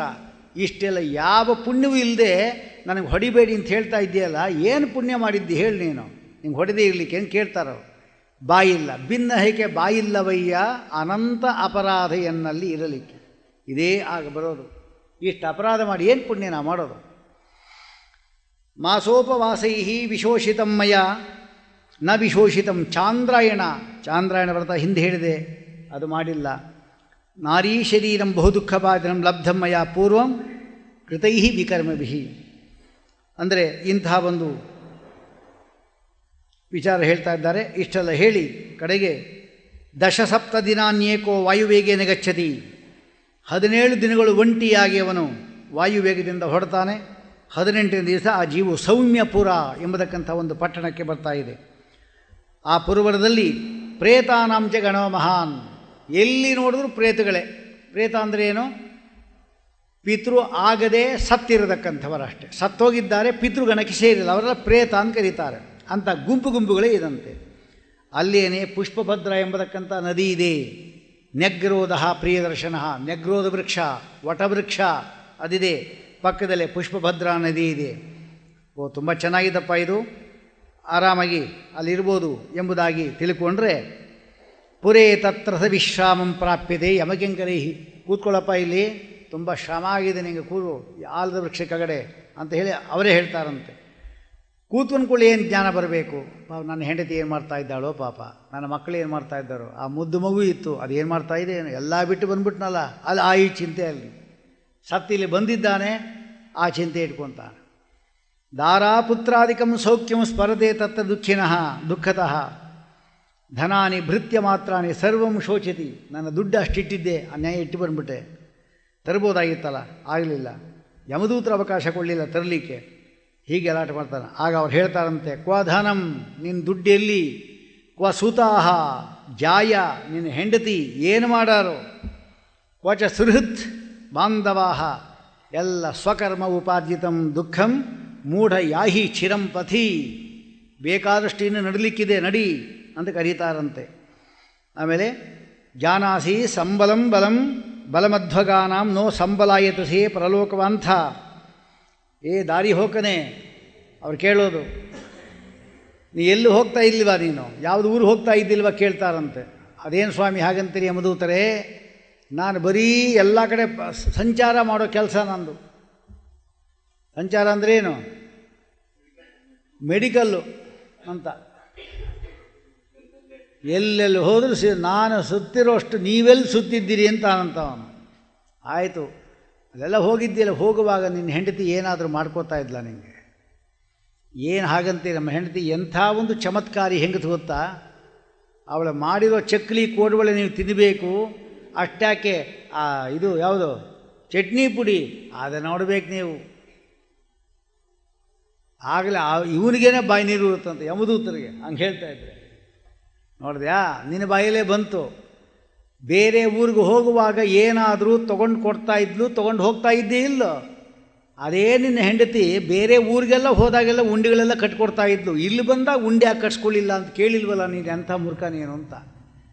ಗೊತ್ತಾಗಲೇ ಇಲ್ವಲ್ಲ ನನಗೆ. ಯಾವ ಉಂಡೆ ಅಂತ ಕೇಳಿದ್ರು, ಅದೇ ಬೇಸನ ಉಂಡೆ, ಅದಲ್ಲ, ಇಲ್ಲಿ ನಾವು ಕೊಡ್ತೀವಿ ನಿಂಗದು, ಆ ಉಂಡೆಗಳೆಲ್ಲ ನಾವೇ ಕೊಡ್ತೀವಿ ನಿಂಗೆ ಸದ್ಯದಲ್ಲೇ, ಅದಲ್ಲ. ಪಾಥೇಯ ಬುತ್ತಿ, ಪಾಥೇಯವ ಉಣ್ಣೀರು ಅಂತ ವಾದಿರಾಜು ಕೂಡ ಒಂದು ಹಾಡು ಮಾಡಿದ್ದಾರೆ. ಪಾಥೇಯ ಅದನ್ನು ತಗೋಬೇಕು ಅಂತ ಹೇಳ್ತಾರೆ. ಅಂದರೆ ಬುತ್ತಿಯನ್ನು ಕಟ್ಕೋಬೇಕು. ಯಾಕೆಂದ್ರೆ ಇದು ಕೂಡ ಬೇರೆ ಲೋಕ ತಾನೆ, ಬೇರೆ ಊರಲ್ವಾ, ಇಲ್ಲಿ ಹೋದಾಗ ಏನು ತರಬೇಕು ನಿಂಗೆ ಗೊತ್ತಾಗಲಿಲ್ವಾ ಅಂತ ಕೇಳ್ತಾ, ಅಯ್ಯೋ ಮರ್ತೇ ಹೋದಲ್ಲ ಅಂತ ಚಿಂತೆ ಮಾಡ್ತಾನೆ. ಏನು ಪ್ರಯೋಜನ ಇಲ್ಲಿ ಕೂತ್ಕೊಂಡು ಚಿಂತೆ ಮಾಡಲಿಕ್ಕೀಗ. ಅಸಹಾಯ ಯತ್ರ ಭವತಿ ಕ್ರಯೋ ವಿಕ್ರಯೋ ಹಿ, ಅದು ತಂದಿದ್ದರೆ ಇಲ್ಲಿ ಆ ಪುಣ್ಯವನ್ನು ನಾವು ಕ್ರಯ ಮಾಡ್ಕೋಬೋದಾಯಿತು, ವಿಕ್ರಯ ಮಾಡ್ಬೋದಾಗಿತ್ತು. ಆದ್ದರಿಂದ ಆ ಬಾಲ ಖ್ಯಾತ ಮಾರ್ಗೋಯಂ ನೈವ ಮರ್ತ್ಯ ಶ್ರುತಸ್ತ್ವಯ ಪುರಾಣ ಸಂಭವಂ ವಾಕ್ಯಂ ತಿಂದು ಏಭ್ಯೋಪಿನ ಶ್ರುತಂ. ಹೋಲಿ ಪುರಾಣದಲ್ಲಿ ಹೇಳಿದ್ದು ನೀ ಕೇಳಿಲ್ವಾ, ನಿನ್ನ ಹೆಂಡತಿ ಹೇಳೋದು ಬೇಡ, ಪುರಾಣದಲ್ಲಿ ಗರುಡು ಪುರಾಣ ಹೇಳಿಲ್ವ ಎಲ್ಲೂ ನಿಂಗೆ ಅಂದರು. ಎಲ್ಲಿ ಹೇಳ್ತಾರೆ ಸ್ವಾಮಿ, ಹೋಗಲಿಕ್ಕೆ ಭಯ ಆಯ್ತು ನನಗೆ ಅಂದ. ಹಾಗಾಗಿ ಸೀದಾ ಇಲ್ಲಿ ಬಂದೆ ಅಂತ ಹೇಳ್ತಾನೆ. ಅದಕ್ಕೆ ಕೇಳಿಬಿಡಬೇಕು ಗರುಡು ಪುರಾಣವನ್ನು. ಅವಕಾಶ ಇಟ್ಟ ಕೇಳಿದ್ರಿ ಅಂದರೆ ಒಂದಲ್ಲ ಒಂದು ವಿಚಾರ ಗೊತ್ತಾಗತ್ತೆ. ಕಡೆಯಲ್ಲಿ ನಿಮ್ಮ ಪುಣ್ಯ ಚೆನ್ನಾಗಿತ್ತು ಅಂದರೆ ಸಾಯೋ ಕಾಲದಿಂದ ಜ್ಞಾನ ಬಂದರೂ ಬರ್ಬೋದು. ಕೇಳದೇ ಇದ್ದರೆ ಏನು ಮಾಡಲಿಕ್ಕೆ ಬರೋದಿಲ್ಲ, ಕೇಳಿದರೆ ಯಾವತ್ತಾದರೂ ಅನುಕೂಲ ಆಗೇ ಆಗುತ್ತೆ. ಅಷ್ಟು ಹೇಳಿ ಅವನನ್ನು ಪಾಶಿಗೆ ಹಾಕಿ ಎಳಿತಾರಂತೆ. ಪರಲೋಕೆ ಧನಂ ಧರ್ಮ ಧರ್ಮ ತಮ್ ಅನುಗಚ್ಚತಿ. ಪರಲೋಕದಲ್ಲಿ ಧನ ಅಂದರೆ ಯಾವುದು, ಧರ್ಮವೇ ಧನ. ಶನೈಹಿ ಸಂಚುನಿಯಾತಿ ಧರ್ಮಂ ಒಲ್ಲಿಮೀಕಮಿವ ಪುತ್ತಿಕಾ. ಇರುವೆಗಳು ಏನು ಮಾಡುತ್ತೆ, ಒಂದೊಂದೇ ಸ್ವಲ್ಪೇ ಮಣ್ಣನ್ನು ಸಂಗ್ರಹ ಮಾಡಿ ಮಾಡಿ ಮಾಡಿ ಇಷ್ಟು ರಾಶಿ ಮಾಡಿ ಅಲ್ಲಿ ವಾಸಕ್ಕೆ ಅವಕಾಶ ಮಾಡಿಕೊಳ್ಳುವಂತೆ ನಾವು ಕೂಡ ಪುಣ್ಯವನ್ನು ಒಂದೇ ಬಾರಿ ಮಾಡಿ ಹಾಕ್ಬಿಡ್ತೀವಿ ಅಂದರೆ ಆಗೋದಿಲ್ಲ. ಕ್ರಮೇಣ ಸ್ವಲ್ಪೇ ಸಂಪಾದನೆ ಮಾಡಬೇಕಪ್ಪ, ಅಷ್ಟು ಸುಲಭ ಅಲ್ಲ ಅಂತ ಹೇಳ್ತಾ ಇದ್ದಾರೆ ಪುಣ್ಯವನ್ನು. ಇಲ್ಲಿ ಸೌರಿಪುರಕ್ಕೆ ಬಂದಾಗ ಮಕ್ಕಳಿದ್ದಾರಲ್ಲ, ಅವರು ಕೊಟ್ಟಿರತಕ್ಕಂಥದ್ದನ್ನು ತಿಂದು ಅನಂತರ ಅವನು ಸೌರಿಪುರಕ್ಕೆ ಹೋಗ್ತಾನಂತೆ. ಮೊಮ್ಮಗಾದಿಗಳು ಕೊಟ್ಟಿರತಕ್ಕಂಥದ್ದು. ಅಲ್ಲಿ ಒಬ್ಬ ಯಮನ ರೂಪ ಧರಿಸಿರ್ತಕ್ಕಂಥ ಜಂಗಮ ಎಂಬತಕ್ಕಂಥ ಒಬ್ಬ ರಾಜ ಇದ್ದಾನೆ. ಅವನನ್ನು ನೋಡಿದ ಕೂಡಲೇ ಅವನಿಗೆ ಭಯ ಉಂಟಾಗಿ ವಿಶ್ರಾಂತಿ ರೆಸ್ಟ್ ತೊಗೊಂಡ್ಬಿಡಬೇಕು, ಆ ರೀತಿ ಆಗುತ್ತಂತ ಅವನಿಗೆ. ಆ ಊರಿಗೆ ಹೋದಾಗ ತ್ರೈಪಕ್ಷಿಕ ಅಂದರೆ 45 ದಿವಸ ಆಗಿರುತ್ತೆ. ಆ ತಿಂಗಳಲ್ಲಿ ಕೊಟ್ಟಿರತಕ್ಕಂಥ ಅನ್ನ ನೀರುಗಳನ್ನು ತಿಂದು ಆ ಪುರದಿಂದ ಹೊರಡ್ತಾನೆ. ನಗೇಂದ್ರ ಭವನಕ್ಕೆ ಬರ್ತಾನೆ. ಅಲ್ಲಿ ಭಯಂಕರವಾದಕ್ಕಂಥ ಕಾಡುಗಳು. ಅದನ್ನು ನೋಡಿ ಈ ಕಾಡನ್ನು ದಾಟೋದು ಹೇಗಪ್ಪ, ನಾನು ಯಾವ ರೀತಿ ದಾಟೋದು, ಎಲ್ಲಿನೋ ಗಿಡಗಳು ನೋಡಿದ್ರೆ ಭಯ ಆಗ್ತಾ ಇದೆ ನನಗೆ ಅಂತ ಭಯ ಪಡ್ತಾನಂತೆ. ಆಗ ನಿರ್ದಯವಾಗಿ ದಯೆಯೇ ಇಲ್ಲದೆ ಎಳ್ಕೊಂಡು ಹೋಗ್ತಾ ಇದ್ದಾರೆ. 2 ತಿಂಗಳಾಯಿತು. ಅಂತ್ಯದಲ್ಲಿ ದುಃಖಿಯು ಆ ಪುರದಿಂದ ಹೊರಡ್ತಾನೆ. ಆಗ ಬಾಂಧವರು ಕೊಟ್ಟಿರತಕ್ಕಂಥ ಜಲ ಪಿಂಡಾದಿಗಳು ಅದನ್ನು ಸ್ವೀಕಾರ ಮಾಡಿ ಯಮಕಿಂಕರದಿಂದ ಮುಂದಕ್ಕೆ ಎಳೆದೊಯ್ತಾನೆ. ಮುಂದೆ ತೃತೀಯ ಸಂಪ್ರಾಪ್ತ ಬಂತು. ಗಂಧರ್ವ ಪಟ್ಟಣ ಅಲ್ಲಿ ತ್ರೈಮಾಸಿಕ ಕೊಟ್ಟಿರತಕ್ಕಂಥದ್ದನ್ನು ಸ್ವೀಕಾರ ಮಾಡ್ತಾನೆ. 4ನೇ ತಿಂಗಳ ಶೈಲಾಗಮ ಅಂತ ಹೆಸರು. ನಿರಂತರವಾಗಿ ಅವನ ಮೇಲೆ ಕಲ್ಲಿನ ಮಳೆಗಳು ಬೀಳುತ್ತೆ. ತಪ ತಪ ತಪ ಕಲ್ಲಿನ ಮಳೆಗಳು. ಆಗ ತಾಲೆ ಭಾರಿ ದುಃಖ ಪಡ್ತಾನೆ. ಚತುರ್ಥ ಮಾಸಿಕ ಅದು ಬರುತ್ತೆ. ಅದನ್ನು ಸ್ವೀಕಾರ ಮಾಡಿ ಸ್ವಲ್ಪ ಸುಖಿ ಆಗ್ತಾನಂತೆ. 5ನೇ ತಿಂಗಳಿಗೆ ಕ್ರೌಂಚಪುರ ಅಲ್ಲಿ ಹೋಗ್ತಾನೆ. ಕ್ರೌಂಚಪುರದಲ್ಲಿ ಸಿಕ್ಕಂಥ ಜೀವ ಪುತ್ರಾದಿ ಕೊಟ್ಟಿರತಕ್ಕಂಥ 5ನೇ ತಿಂಗಳ ಪಿಂಡ ಮುಂದೆ ಹೊಂದಿನೆ ಮಾಡಿ ಕ್ರೂರಪುರಕ್ಕೆ ಹೋಗ್ತಾನೆ. ಅಲ್ಲಿಂದ ಷಾಣ್ಮಾಸಿಕ 5.5 ತಿಂಗಳು ಬರ್ತಾನೆ. ಅಲ್ಲಿ ಊಟ ಹಾಕಿರ್ತಕ್ಕಂಥದ್ದು ಪಿಂಡ ಪ್ರದಾನ ಮಾಡಿದ್ದು ಅಲ್ಲದೆ ಒಂದು ತಮ್ಮಿಗೆ ದಾನ ಕೊಡಲಿಕ್ಕಿದೆ, ಅದನ್ನು ಸ್ವೀಕಾರ ಮಾಡ್ತಾನೆ.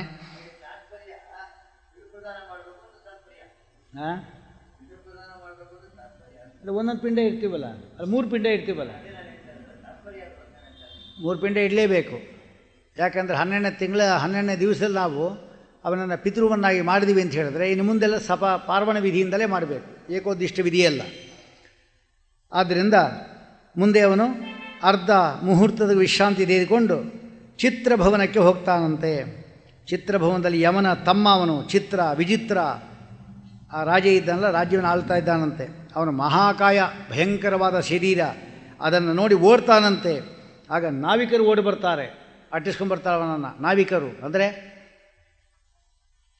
ದೋಣಿ ನಡೆಸೋರು, ಅವರು ಅಟ್ಟಿಸ್ಕೊಂಡ್ಬರ್ತಾರೆ. ಬಂದು ಹೇಳ್ತಾರೆ, ವಯಂತೆ ತರ್ತುಕಾಮಾಯ ಮಹಾವೈತರಣೀಂ ನದೀಂ ನಾವಮಾದಾಯ ಸಂಪ್ರಾಪ್ತ ಇದಿದೇ ಪುಣ್ಯಮೀದೃಶಂ. ನೀನೇನಾದರೂ ಪುಣ್ಯ ಮಾಡಿದ್ದಿದ್ರೆ ನಾವು ದೋಣಿನ ಕರ್ಕೊಂಡ್ಬಂದಿದ್ದೇವೆ, ಅದರ ಕೂತು ನಿನ್ನ ಕರ್ಕೊಂಡು ಹೋಗ್ತೇವೆ, ವೈತರಣಿಯನ್ನು ದಾಟಿಸ್ತೇವೆ ಅಂತ ಹೇಳ್ತಾರಂತೆ. ಏನು ಮಹಾವೈತರಣಿ ಅಂದರೆ ಏನದು?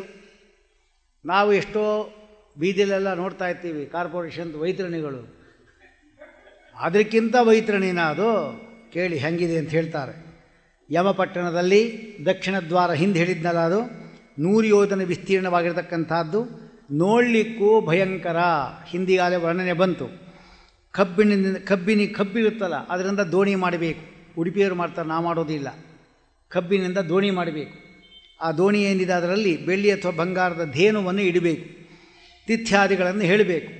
ವೈತರಣೀಂ ತರ್ತುಂ ಗಾಂ ದಾಸ್ಯೆ ಅಂಥೇಳಿ ಅಮುಕ ಶರ್ಮಣೆ ಬ್ರಾಹ್ಮಣಾಯ ಯಮದ್ವಾರೆ ಸ್ಥಿತಾಯಾಹ, ಯಮದ್ವಾರದಕ್ಕಂಥ ವೈತರಣ್ಯಾಹ ಸುಖೇನ ಉತ್ತಾರಣಾರ್ಥಂ, ಸುಖವಾಗಿ ದಾಟ್ಲಿಕ್ಕೋಸ್ಕರವಾಗಿ ವೈತರಣೀಂ ಗಾಂ ಸವಸ್ಸಾಂ ಸೋಪಸ್ಕರಾಂ ವಿಷ್ಣುದೇವತಾಕಾಂ ದಾನಂ ಕರಿಷ್ಯೆ ಅಂತ ಸಂಕಲ್ಪ ಮಾಡ್ಕೋಬೇಕು.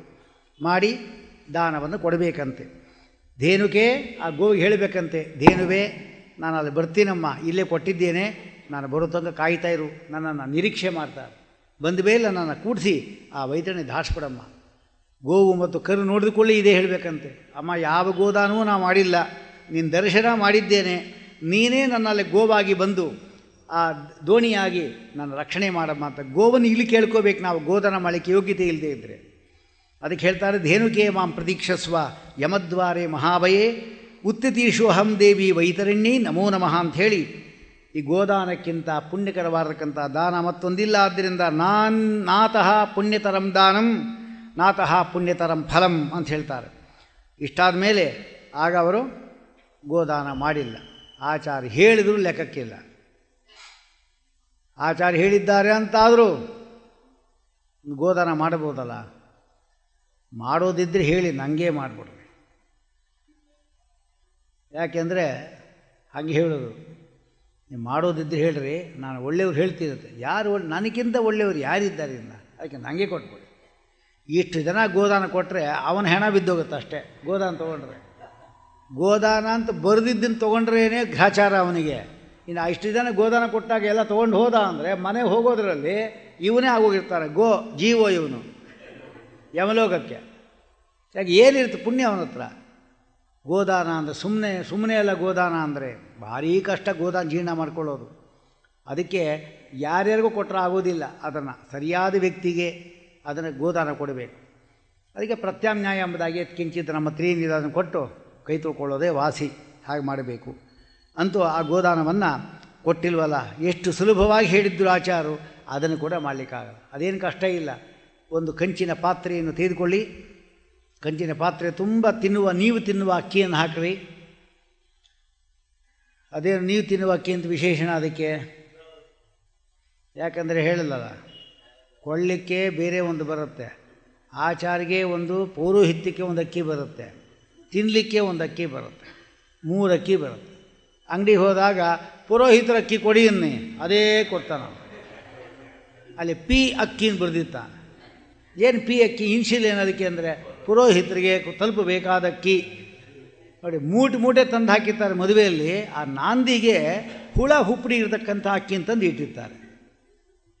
ಒಬ್ರು ಯಾರೇ ಇಟ್ಟಿದ್ರು, ಬರೀ ಹುಳುಗಳು, ಆ ಕುಟ್ಟೆ ಹುಳ ಇರ್ತಾರೆ, ಅದೆಲ್ಲ ಇದೆ, ಅದನ್ನು ತಂದಿಟ್ಟು ನಾಂದಿ ದೇವತೆಗೆ ನಾನು ಕರೆದು ತೋರಿಸ್ದೆ. ಅಲ್ರಿ, ಇದೇ ನೀವು ಅಡುಗೆ ಮಾಡ್ತಾ ಇದ್ದರೆ ಇದೇ ನಾನು ಪೂಜೆ ಮಾಡ್ತೇನೆ, ಇದೇ ಅಡುಗೆ ಮಾಡ್ತಾ ಇದ್ದೀರಾ. ಯಾರ್ಯಾರೋ ಕೆಲಸಕ್ಕೆ ಬರಲಿದ್ರೆ ಬಂದು ಊಟ ಮಾಡ್ಕೊಂಡು ಹೋಗ್ತಾರೆ.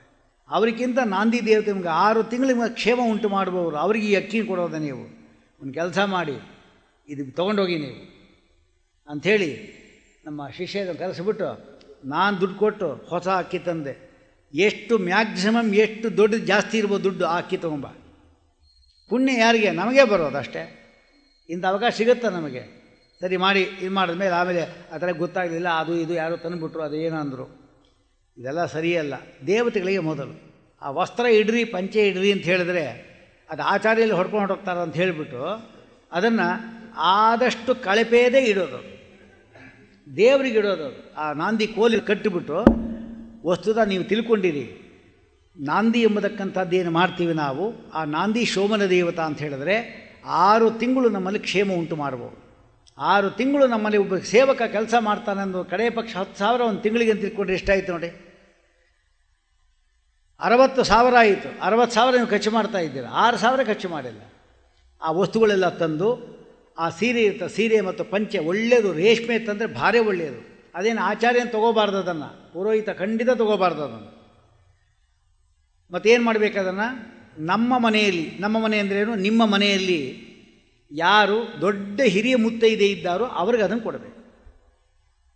ಇದು ತಿಳ್ಕೊಂಡಿದ್ದರೆ ನಿಮ್ಗೆ ಗೊತ್ತಾಗುತ್ತೆ. ನಿಮ್ಗೆ ಗೊತ್ತಿಲ್ಲ, ಅದಕ್ಕೆ ಪುರೋಹಿತರು ಹೊಡ್ಕೊಂಡು ಹೋಗ್ತಾ, ನೀವು ಹೊಡ್ಕೊಂಡು ಹೋಗ್ತಾ ಅಂತ ಹೇಳ್ಬಿಟ್ಟು ಯಾವುದರಿಂದ ಯಾವುದು ಇದು ಚೆನ್ನಾಗಿದೆ, ಇದು ಇಂಥದ್ದು ಅಂತ ಹೇಳ್ತಾ ಇದ್ದೀನಿ, ಇದು ತುಂಬ ಚೆನ್ನಾಗಿದೆ ಅಂದರೆ ಇಂಥದ್ದಲ್ಲ ಅಂದ್ರೆ ಅರ್ಥ ಏನು? ಅದಕ್ಕೆ ಇದೆಲ್ಲ ನಾವು ಪುರಾಣದಿಂದ ಕೇಳಿ ತಿಳ್ಕೊಂಡ್ರೆ ನಮ್ಗೆ ವಿಷಯ ಗೊತ್ತಿದ್ದರೆ ನಮ್ಗೆ ಅನುಕೂಲ, ಗೊತ್ತಿಲ್ಲ ಅಂದರೆ ನಾವು ಮೋಸ ಹೋಗಬೇಕಾಗತ್ತೆ.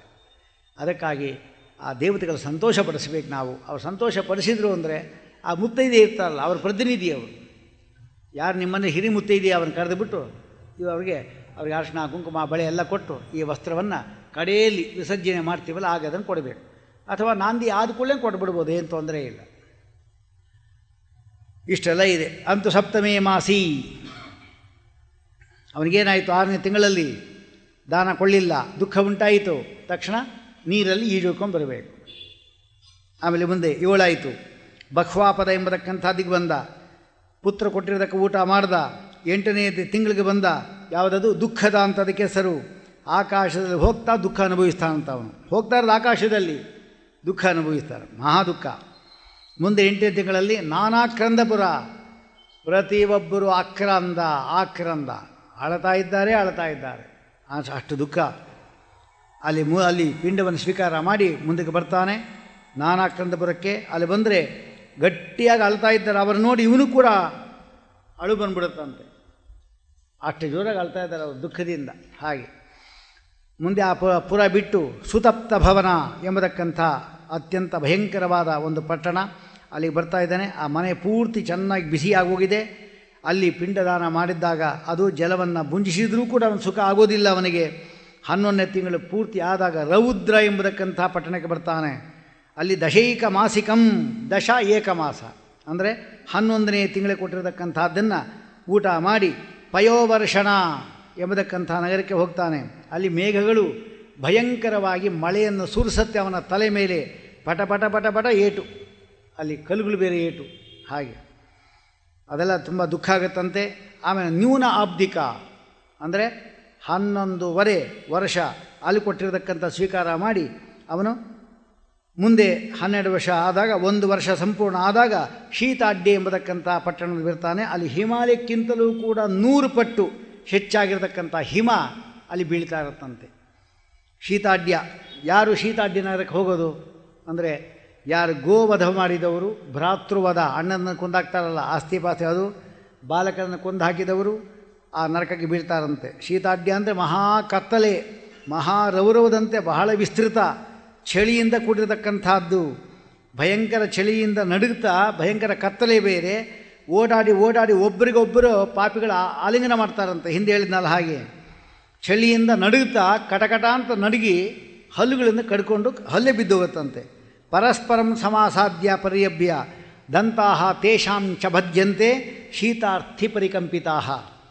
ಅದಕ್ಕೆ ಅದಕ್ಕೆ ಹೋಗಬಾರ್ದು ಅಂತಿದ್ದರೆ ಇದು ಮಧ್ಯ ಹಸುವೆ ಬಾಯರ್ಗಳ ಮಧ್ಯೆ ಯಮದೂತರಿಂದ ಏಟು, ಇಂತಹ ಒಂದು ಇಷ್ಟು ಮಾಡಿಕೊಂಡು ಅನಂತರದಲ್ಲಿ ಯಾರಾದರೂ ಬಾಂಧವರು ನನ್ನ ದುಃಖವನ್ನು ಪರಿಹಾರ ಮಾಡ್ತಾರಾ ಅಂತ ಕಾಯ್ತಾರಂತೆ. ಯಾರು ಮಾಡ್ತಾರೆ? ಎಲ್ಲ ಅವರವರು ಗಲಾಟೆ ಅವರಿದ್ದಾರೆ. ಅವನು ಸತ್ತೋದ ಆಗಲೇ ಇನ್ನು 10 ದಿವಸ ಮುಗಿದಿಲ್ಲ, ಆಗಲೇ ಆಸ್ತಿ ಹಂಚಿಕೊಳ್ಳಿಕ್ಕೆ ಶುರು ಮಾಡಿದ್ದಾರೆ. ಅದು ನೋಡ್ತಾನೆ ಮೊದಲು. ನಮ್ಮ ಹೆಂಡತಿ ಮಕ್ಕಳು ನೋಡಬೇಕು ಅಂತ ಹಿಂಗೆ ನೋಡ್ತಾನೆ ಪಾಪ. ನೋಡಿದ್ರೆ ಅವರೆಲ್ಲ ಗಲಾಟೆ ಮಾಡ್ತಾ ಇರ್ತಂತೆ. ಯಮದೂತರೇ ನಡ್ರಿ ಹೋಗೋಣ ಅಂತಾರೆ. ಯಾಕೋ ನೀನು ಹೆಂಡತಿ ಮಕ್ಕಳು ನೋಡಲ್ಲ ಅಂದರೆ, ನೋಡಿ ಸಾಕಾಯ್ತು ನಮ್ಗೆ ನಡ್ರಿ ಅಂತ. ನೋಡಬೇಕು ಅಂತ ಆಸೆ ಪಟ್ಟು ನಾವು ಅವರ ಕಾಟ ನೋಡಿ ಇನ್ನೂ ಸತ್ತಿನ್ನು 10 ದಿವಸ ಆಗಿಲ್ಲ, ಆಗಲೇ ಇಷ್ಟು ಗಲಾಟೆ ಮಾಡ್ತಾ ಇದ್ದಾರೆ ಅಂದರೆ ಇವ್ರ ಮಕ್ಕಳ ಇವ್ರಿಗಾಗಿ ಇಷ್ಟು ಕಷ್ಟಪಟ್ಟನಲ್ಲ ಅಂತ ದುಃಖ ಪಡ್ಕೊತಾನೆ. ಅದಕ್ಕೆ ಯಮದೂತರು ಹೇಳ್ತಾ ಅಂತ, ನಾ ಹಿಂದೆ ನೋಡೋದೇ ಇಲ್ಲ, ಕರ್ಕೊಂಡು ಹೋಗಿ ಅಂತ ಹೇಳ್ತಾನೆ. ಆ ಸ್ಥಿತಿ ಬರುತ್ತೆ ಅವನಿಗೆ.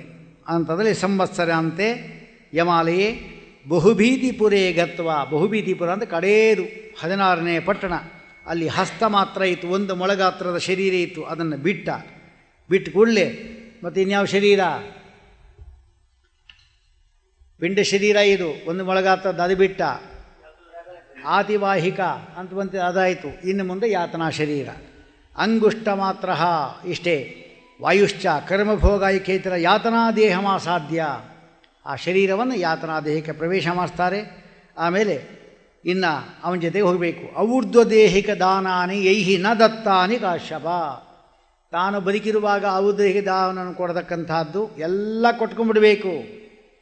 ಮಕ್ಕಳು ಇರಲಿ, ಮಕ್ಕಳು ಇಲ್ಲದೆ ಹೋಗಲಿ, ಏನೇನು ದಾನಗಳು ಹೇಳಿದ್ದಾರೋ ಅದೆಲ್ಲ ಈ ಪುಸ್ತಕದಲ್ಲಿದೆ ನೋಡಿ. ಏನು ಕೊಡಬೇಕು ಅಂತ ಸಂಕಲ್ಪ ಕೂಡ ಅಲ್ಲೇ ಇದೆ.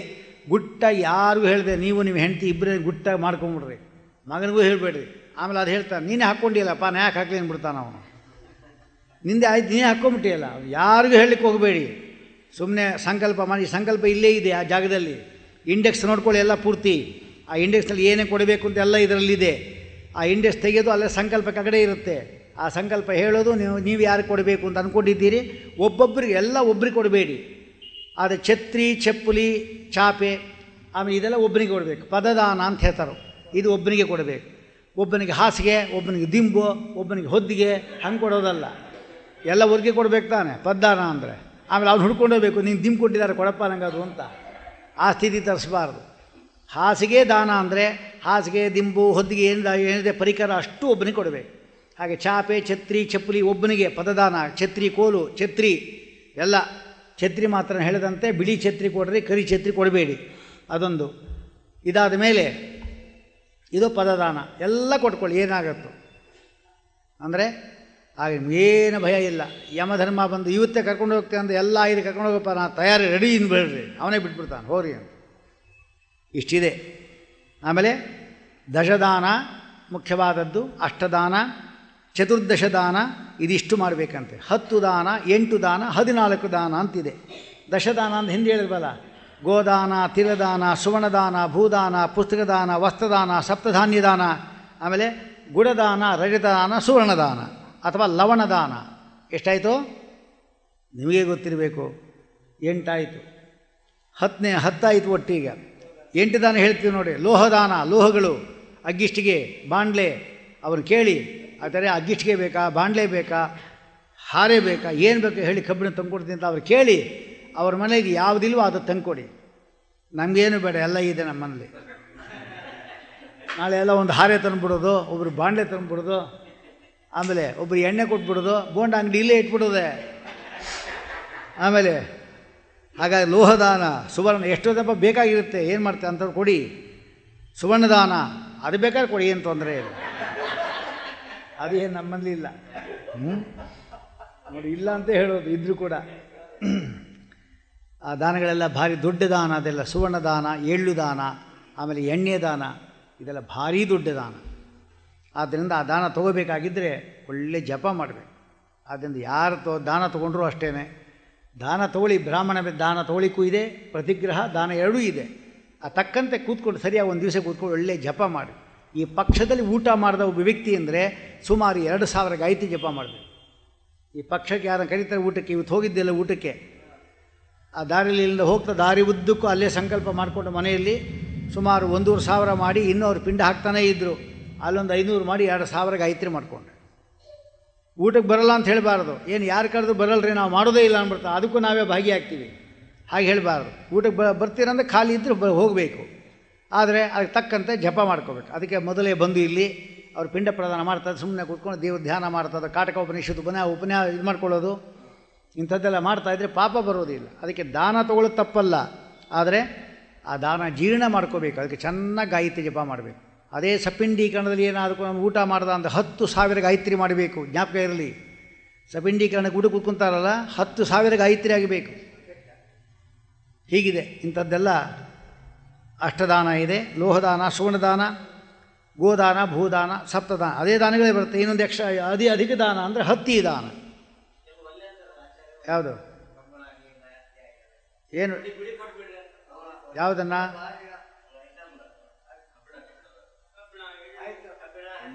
ನೀವೇನು ಕೊಡ್ತೀರಿ ಇಲ್ಲಿ ಹಾಕ್ಬಿಟ್ಟು, ಚೀಲ ತಂದಿದ್ದೇನೆ, ಏನೇನು ಹಾಕ್ತೀರಿ ಇದ್ರಲ್ಲಿ ಹಾಕಿ. ಯಾವತ್ತು ಯಾರಿಗೆ ಭಯ ಗೊತ್ತಾ ತೊಗೊಳ್ಳಿಕ್ಕೆ? ಒಬ್ಬ ವ್ಯಕ್ತಿಗೆ 100 ರೂಪಾಯಿ ದಾನ ಕೊಟ್ಟಾಗ 60 ರೂಪಾಯಿ ದಾನ ಕೊಟ್ಟು 40 ರೂಪಾಯಿ ಮಾತ್ರ ಇಟ್ಕೊಂಡ್ರೆ ಯಾವ ಪಾಪು ಬರೋದಿಲ್ಲ. ಅಷ್ಟು ತಾನೇ ಇಟ್ಕೊಂಡ ಅಂದ್ರೆ ಗ್ರಹಚಾರ. ಅವನಿಗೆ 100 ರೂಪಾಯಿ ನೀವು ನಂಗೆ ಕೊಟ್ರಿ ಅಂತ ಹೇಳಿದ್ರೆ 40 ರೂಪಾಯಿ ನಾ ಇಟ್ಕೊಂಡು 60 ರೂಪಾಯಿ ದಾನ ಮಾಡಿಬಿಟ್ರಿ ಅಂತ ಹೇಳಿದ್ರೆ ಖಂಡಿತ ಏನು ದೋಷ ಬರೋದಿಲ್ಲ. ಹಾಗೆ ಬಂಗಾರವೂ ಅಷ್ಟೇ. ಎಷ್ಟು ಕೊಟ್ಟ? 10 ಗ್ರಾಮ್ ಕೊಟ್ಟ ಅಂದರೆ 4 ಗ್ರಾಮ್ ನೀವು ಇಟ್ಕೊಳ್ಳಿ, 6 ಗ್ರಾಮ್ ದಾನ ಕೊಟ್ಬಿಡಿ. ಅಲ್ಲಿ ನೋಡಿ, ಹುಂಡಿ ನೋಡಿ, ದೊಡ್ಡ ಹುಂಡಿ ಇಟ್ಟಿದ್ದಾರೆ, ಅದು ಯಾವ ತುಂಬುತ್ತೋ ಗೊತ್ತಿಲ್ಲ, ಅದಕ್ಕೆ ಹಾಕ್ಬಿಡ್ರಿ ಅಷ್ಟೇ. ರಾಯರು ಏನು ಕೊಟ್ಟರೂ ತುಂಬಿಸ್ಕೊತಾರೆ, ಏನು ತೊಂದರೆ ಇಲ್ಲ. ಯಾವ ಬ್ರಾಹ್ಮಣ ಇಸ್ಕೊಂಬಲ್ಲ ತಾನೇ, ಬೇಡ, ಅಲ್ಲಿ ಹಾಕ್ಬಿಡಿ. ಆಮೇಲೆ ಹತ್ತಿಗಿತ್ತೆಲ್ಲ ತಂದು ತುಂಬಿಸ್ಬಿಡ್ಬೇಡಿ. ಆಮೇಲೆ ಅದರಲ್ಲಿ ಯಾರು ಹತ್ತಿ ಬೇಡ, ಅದು ಇಷ್ಟು ಹತ್ತಿ ಹಾಕ್ಬಿಟ್ರೆ ಹುಂಡಿಗೆ ಬಿಡೋದೇ ಇಲ್ಲ ದುಡ್ಡು. ಆ ಹತ್ತಿಗೆ ಏನು ದುಡ್ಡಿದೆ ಅಲ್ಲಿ ತಂದು ಆ ಹುಂಡಿ ಹಾಕ್ಬಿಡ್ರಿ ಅಷ್ಟೇ. ಆಚಾರ ಬೇಡ ಅಂದ್ರೆ ಎರಡೇ ಕೆಲಸ, ಬೇಡ ಅಂದ್ಕೊಳ್ಳೆ ಅಲ್ಲಿ ಹಾಕ್ಬಿಡಿ ಅಷ್ಟೆ. ಯಾಕೆಂದರೆ ಯಾವುದಿದ್ದು ನಡೆಯುತ್ತೆ. ಇನ್ನು ಯಾವುದು ಬೇಡ ಎಲ್ಲ ತೆಗೆದು ಇಟ್ಟಿರಿ ಎಲ್ಲ ಒಂದು ಕಡೆ. ಏನೇನು ದುಡ್ಡು ಬೇಡ ಅಂತಾರೆ, ನಿಮ್ಗೆ ಕೊಡಬೇಕು ಅಂತಾರೆ, ಅವ್ರು ಇಸ್ಕೊಂಡ್ರೆ ಸರಿ, ಇಸ್ಕೊಳ್ಳೆ ಹಾಗೆ ಇಟ್ಟಿರಿ. ಒಂದು ಸತಿ ತಿರುಪ್ತಿ ಹೋಗಿ ಎಲ್ಲ ಹುಂಡಿ ಹಾಕ್ಬಿಡಿ, ಎಲ್ಲ ಜೀರ್ಣ ಮಾಡ್ಕೊತಾನ ಅವನು. ಅವನಿಗೆ ನಮಗೆ ಪ್ರಾರಬ್ಧ ಇದೆ, ಅವನಿಗೆ ಪರಮಾತ್ಮನಿಗೆ. ಹಾಗೆ ಬೇಡ ಅಂದರೆ ಹೇಳಿದ್ದ ಅಷ್ಟೆ, ಯಾರು ಬೇಡ ಅನ್ನಲ್ಲ. ಅದಕ್ಕೆ ವಸ್ತು ಚಿಕ್ಕದಾಗಿರಬೇಕು, ದಕ್ಷಿಣೆ ಜಾಸ್ತಿ ಇರಬೇಕು, ಹಾಗಿದ್ದು ತೊಗೊಂಡ್ಬಿಡ್ತಾರೆ. ಎಳ್ಳು ಅಂದರೆ ಬೇಡಪ್ಪ ನಮಗೆ ಅಂತಾರೆ, ಅದ್ರ ಮೇಲೆ 500 ರೂಪಾಯಿ ಇಡ್ರಿ, ಮೆತ್ತೆ ತೊಗೊಳ್ತಾರೆ. ಅಂದರೆ ಎಲ್ಲ ಕಾಂಚನಂ ಕಾರ್ಯಸಿದ್ಧಿ, ಏನು ಬೇಕೋ ಅದು ಸಿದ್ಧ ಆಗತ್ತೆ. ಮೊದಲೇ ಕೇಳಿ, ಆಚಾರ್ಯ ನಿಮ್ಗೊಂದು ಸ್ವಲ್ಪ ಪಾಪ ಕೊಡೋಣ ಅಂತಿದ್ದೀವಿ, ಬರ್ತೀರ ನಮ್ಮ ಮನೆಗೆ ಕೇಳಿದ್ರೆ, ಹೋಗೋ ಮನೆಗೆ ಪಾಪ ಕೊಡ್ತಾನಂತ ಅಂತಾರೆ. ಆಚಾರ್ಯ ಒಂದು ಬಂಗಾರದ ಕಾಯಿನಿತ್ತು ಕೊಡೋಣ ಅಂತಿದ್ದೆ, ಯಾವ ಬರಲ್ಲಪ್ಪ, ಇಲ್ಲೇ ಬರ್ತೀನಪ್ಪ, ಆರಾಮಾಗಿದ್ದು ನಡಿ ಹೋಗೋಣ. ನೋಡಿ, ದುಡ್ಡಿಗೆ ವಸ್ತುವಿಗೆ ಇಷ್ಟೇ ವ್ಯತ್ಯಾಸ. ಅದಕ್ಕೆ ದಕ್ಷಿಣೆ ಅಂದರೆ ಬರ್ತಾರೆ, ಆಮೇಲೆ ಅವ್ರಿಷ್ಟ, ನಾವು ಕೊಟ್ಬಿಡೋದು ವಾಸಿ. ಯಾಕೆಂದರೆ ನಮ್ಮ ಪಾಪ ಅವ್ರಿಗೆ ಹೊಟ್ಟೋಯ್ತು ದಕ್ಷಿಣ ರೂಪದಲ್ಲಿ, ನಾವು ಉದ್ಧಾರ ಆದ್ವಿ. ಕೊಟ್ಟಿದ್ದೇನೋ ಪಾಪ ಬಂದ ಮೂಲಕ, ಯಾವುದ್ರ ಮೂಲಕ ಕೊಟ್ಟಿದ್ದು? ದಕ್ಷಿಣೆಯ ಮೂಲಕ ಅಷ್ಟೇ ಇರೋ. ಆದ್ದರಿಂದ ಎಲ್ಲ ಪಾಪಗಳನ್ನು ಕಳ್ಕೊಳ್ಳಿಕ್ಕೆ ದಾನ ಒಂದೇ ಮಾರ್ಗ. ಶಾಂತಿ ಅಂದರೆ ಏನು ಅಂದ್ಕೊಂಡಿದ್ದೀರಿ? ಎಲ್ಲ ದಕ್ಷಿಣೆ ಮೂಲಕವಾಗಿ 50 ವರ್ಷದಿಂದ ಮಾಡತಕ್ಕಂಥ ಪಾಪವನ್ನು ಅವನಿಗೆ ಹಂಚೋದಷ್ಟೇ, ಇನ್ನೇನಿಲ್ಲ. ಅದಕ್ಕೆ ಹುಷಾರಾಗಿರ್ಬೇಕು ದಾನ ತೆಗೆದುಕೊಳ್ಳುವಾಗ. ಯಾರು ದಾನ ತೆಗೆದುಕೊಂಡ್ರು ಕೂಡ ದಾನ ತೊಗೊಳ್ಳಿ, ಆದರೆ ನಾ ಹೇಳಿದ್ನಲ್ಲ ಹಾಗೆ ಮಾಡಿ. ಎಷ್ಟೊಂದು 1000 ರೂಪಾಯಿ ಕೊಟ್ರೆ 400 ರೂಪಾಯಿ ನೀವು ಇಟ್ಕೊಡಿ, ಈ 600 ರೂಪಾಯಿ ತಂದು ಹುಂಡಿಗೋ ಅಥವಾ ಇನ್ನೊಂದು ಧರ್ಮ ಕಾರ್ಯಕ್ಕೆ ಇಟ್ಕೊಡಿ. ಯಾವುದಾ ಇಲ್ಲೇ ಬಂದು ಚೆನ್ನಾಗಿ ಎಲ್ಲ ಒಂದು ಹುಂಡಿಲಿ ಹಾಕಿಟ್ಟಿರಿ, ಅದಾದ ಕೂಡಲೇ ತೊಗೊಂಡೋಗಿ ಅಥವಾ ಒಂದು ಒಳ್ಳೆ ಪವಮಾನ ಹೋಗಿ ಮಾಡಿಸ್ಬಿಡಿ, ಎಲ್ಲ ಬ್ರಾಹ್ಮಣ ಊಟ ಹಾಕ್ಬಿಡಿ, ಮುಗಿದೋಯ್ತು. ಹಾಗೆ ಮಾಡಿ. ಹುಂಡಿ ಹಾಕ್ಲಿಕ್ಕೆ ಬೇಜಾರಾದರೆ ಎಷ್ಟು ಮಾರ್ಗಗಳಿದೆ. ಆದರೆ ನಮಗೆ ಬೇಡ, ನಾವು ತೊಗೊಂಡು ಅಭ್ಯಾಸ ಇಲ್ಲ, ಹೀಗೆಲ್ಲ ಹೇಳಲೇಬಾರ್ದು. ಬ್ರಾಹ್ಮಣ ಧರ್ಮ ಹೋಯ್ತದು. ಕೊಟ್ಟಿದ್ದು ಇಸ್ಕೋಬೇಕು, ಕೊಡ್ತಾರೆ ಕೊಡಿ, ಏನು ಪರವಾಗಿಲ್ಲ. ಅಲ್ಲಿ ಇನ್ನೊಂದು ಕಾಯಿತು ಅಷ್ಟೇ, ದೇವ್ರಿಗಾಯಿತು.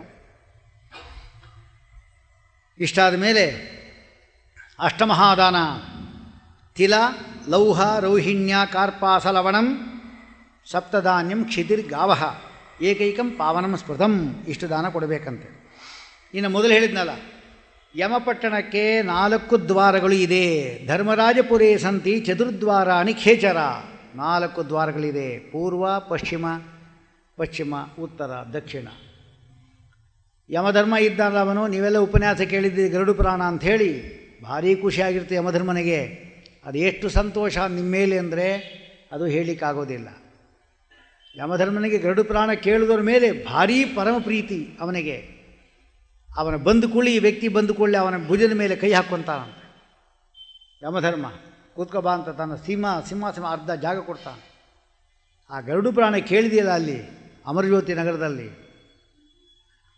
ಇಲ್ಲಿ ಒಂದೇ ಒಂದು ಅಂಶ ನೀ ಹೇಳು ಅಂತ. ನಿಜವಾದ ತಮಾಷೆ ಅಲ್ಲ, ಹಾಸ್ಯ ಏನೂ ಇಲ್ಲ ಇದರಲ್ಲಿ. ಅಲ್ಲಿ ಇರೋದೇ ಹೇಳ್ತಾ ಇದ್ದೇನೆ, ಹೆಸರು ಮಾತ್ರ ಇದು ಹೇಳಿದ್ದೇನೆ ಅಷ್ಟೇ.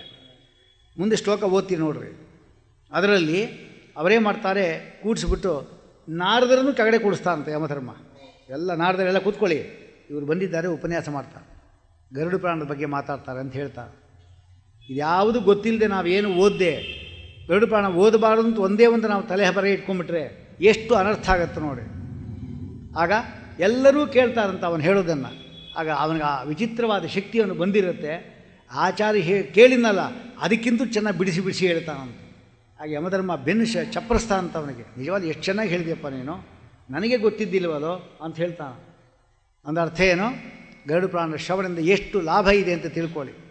ಆದ್ದರಿಂದ ನೀವೇ ಓದಿ, ಏನು ತೊಂದರೆ ಇಲ್ಲ. ಪುಸ್ತಕಗಳೆಲ್ಲ ನೀವೇ ತಗೊಳ್ಳಿ. ಹೆಂಗಸರು ಓದಿ, ಗಂಡಸರು ಓದಿ, ಮಕ್ಕಳು ಓದಿ, ಎಲ್ಲರೂ ಓದಿ, ಏನು ತೊಂದರೆ ಇಲ್ಲ. ನೀವು ಓದಲಿಲ್ಲ ಅಂದರೆ ಖಂಡಿತವಾಗಿ ನಿಮ್ಮನ್ನು ನೀವೇ ವಂಚನೆ ಮಾಡಿಕೊಂಡಾಗಷ್ಟೇ. ನೀವು ಕೇಳಿದ್ದೀರಿ ಸರಿ, ಕೇಳಿದ ಮೇಲೆ ಇನ್ನೂ ಅಷ್ಟು ಡೀಟೇಲ್ ನಮ್ಗೆ ಹೇಳಲಿಕ್ಕೆ ಆಗೋದಿಲ್ಲ. ಎಷ್ಟಾದರೂ ಅದು ದೊಡ್ಡ ಸಮುದ್ರವೇ. ಒಂದು ಕಡೆಯಿಂದ ಓದ್ಕೊಂಬನ, ಒಂದು 5 ಪೇಜ್ ಒಂದೊಂದು ದಿವಸಕ್ಕೆ ಓದ್ಕೊಂಬಾರ್ದು, ಅಷ್ಟೇ ಸಾಕು. ವಿಶೇಷವಾಗಿ ಅನುಗ್ರಹ ಆಗುತ್ತೆ ಅಂತ. ಅದರಲ್ಲಿ ಅದನ್ನು ಅವ್ರು ಮೊನ್ನೆ ಮಾಡ್ತಾರೆ 18ನೇ ಶ್ಲೋಕದಲ್ಲಿ. ಇಲ್ಲಿ ಅದನ್ನು ಹೇಳ್ತಾರೆ, ಯಮಪುರಿ ಇದಲಾದು ಸುಮಾರು 1,00,000 ಯೋಜನ ವಿಸ್ತಾರವಾಗಿದೆ. 1,00,000 ಯೋಜನ, ಇಷ್ಟು ಯಮಪುರಿ ಅಂತ ಇಟ್ಕೊಳ್ಳಿ. 1,00,000 ಯೋಜನ. ಅದರಲ್ಲಿ 4 ದ್ವಾರಗಳಿದೆ. ಚತುರಸ್ರಾಕಾರವಾಗಿ 4 ದ್ವಾರಗಳಿಂದ ಶೋಭಿತವಾಗತಕ್ಕಂಥದ್ದು. ಇದಕ್ಕೆ ಹೆಸರೇನು? ಸಂಯಮನೀಪುರ.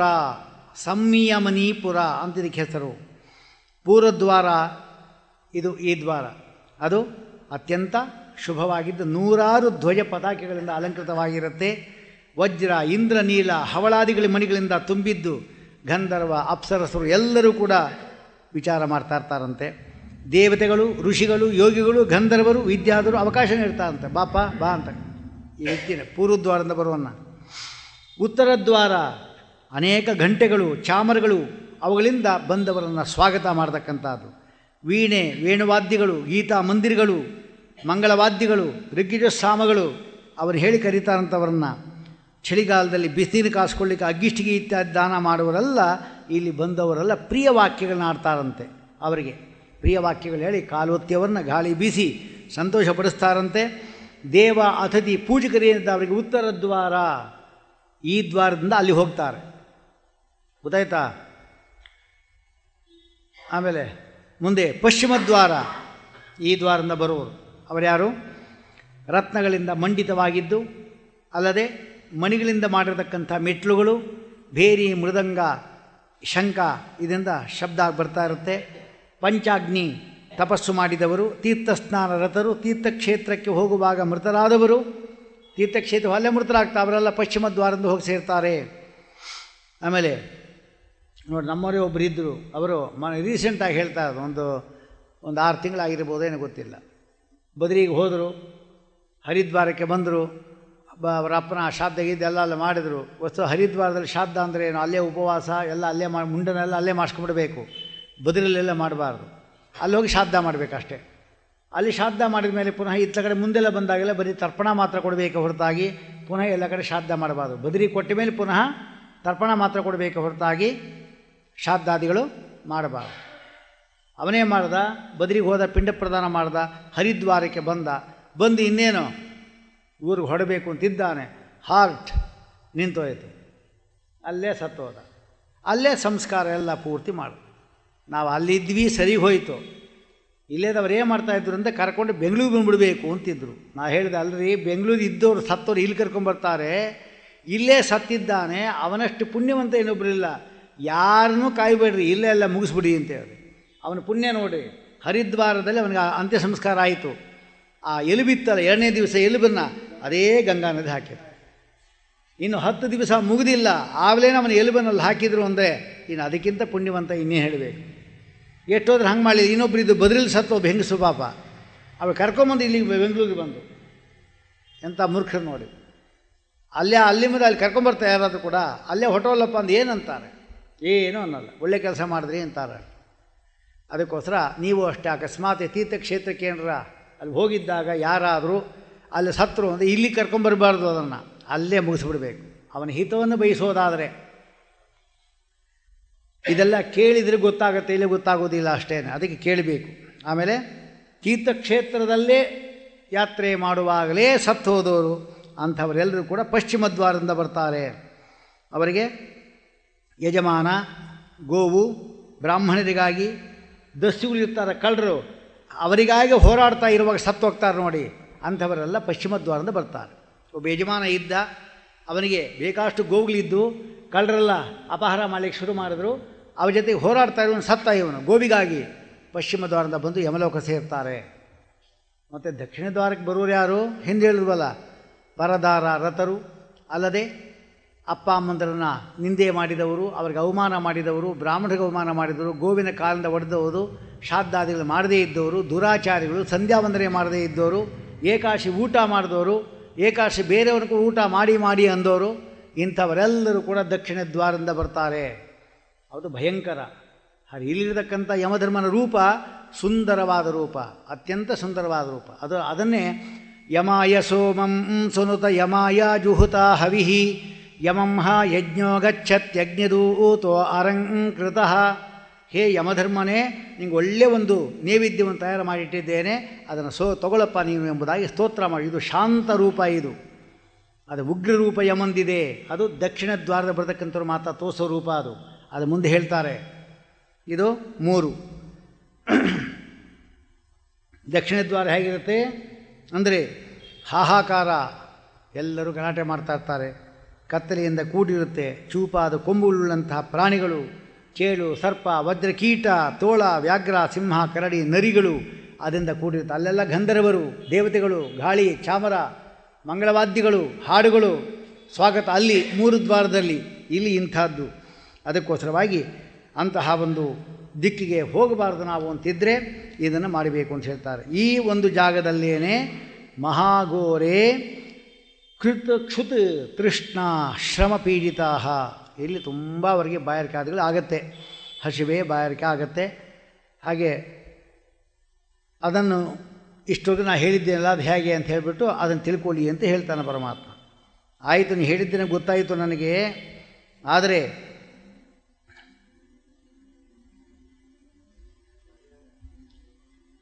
ಆದ್ಯಂತಂ ಪ್ರವಕ್ಷ್ಯಾಮಿ, ಯಮ ಮಾರ್ಗದ್ದು ನಿಂಗೆ ಹೇಳ್ತೀನಿ ಕೇಳು.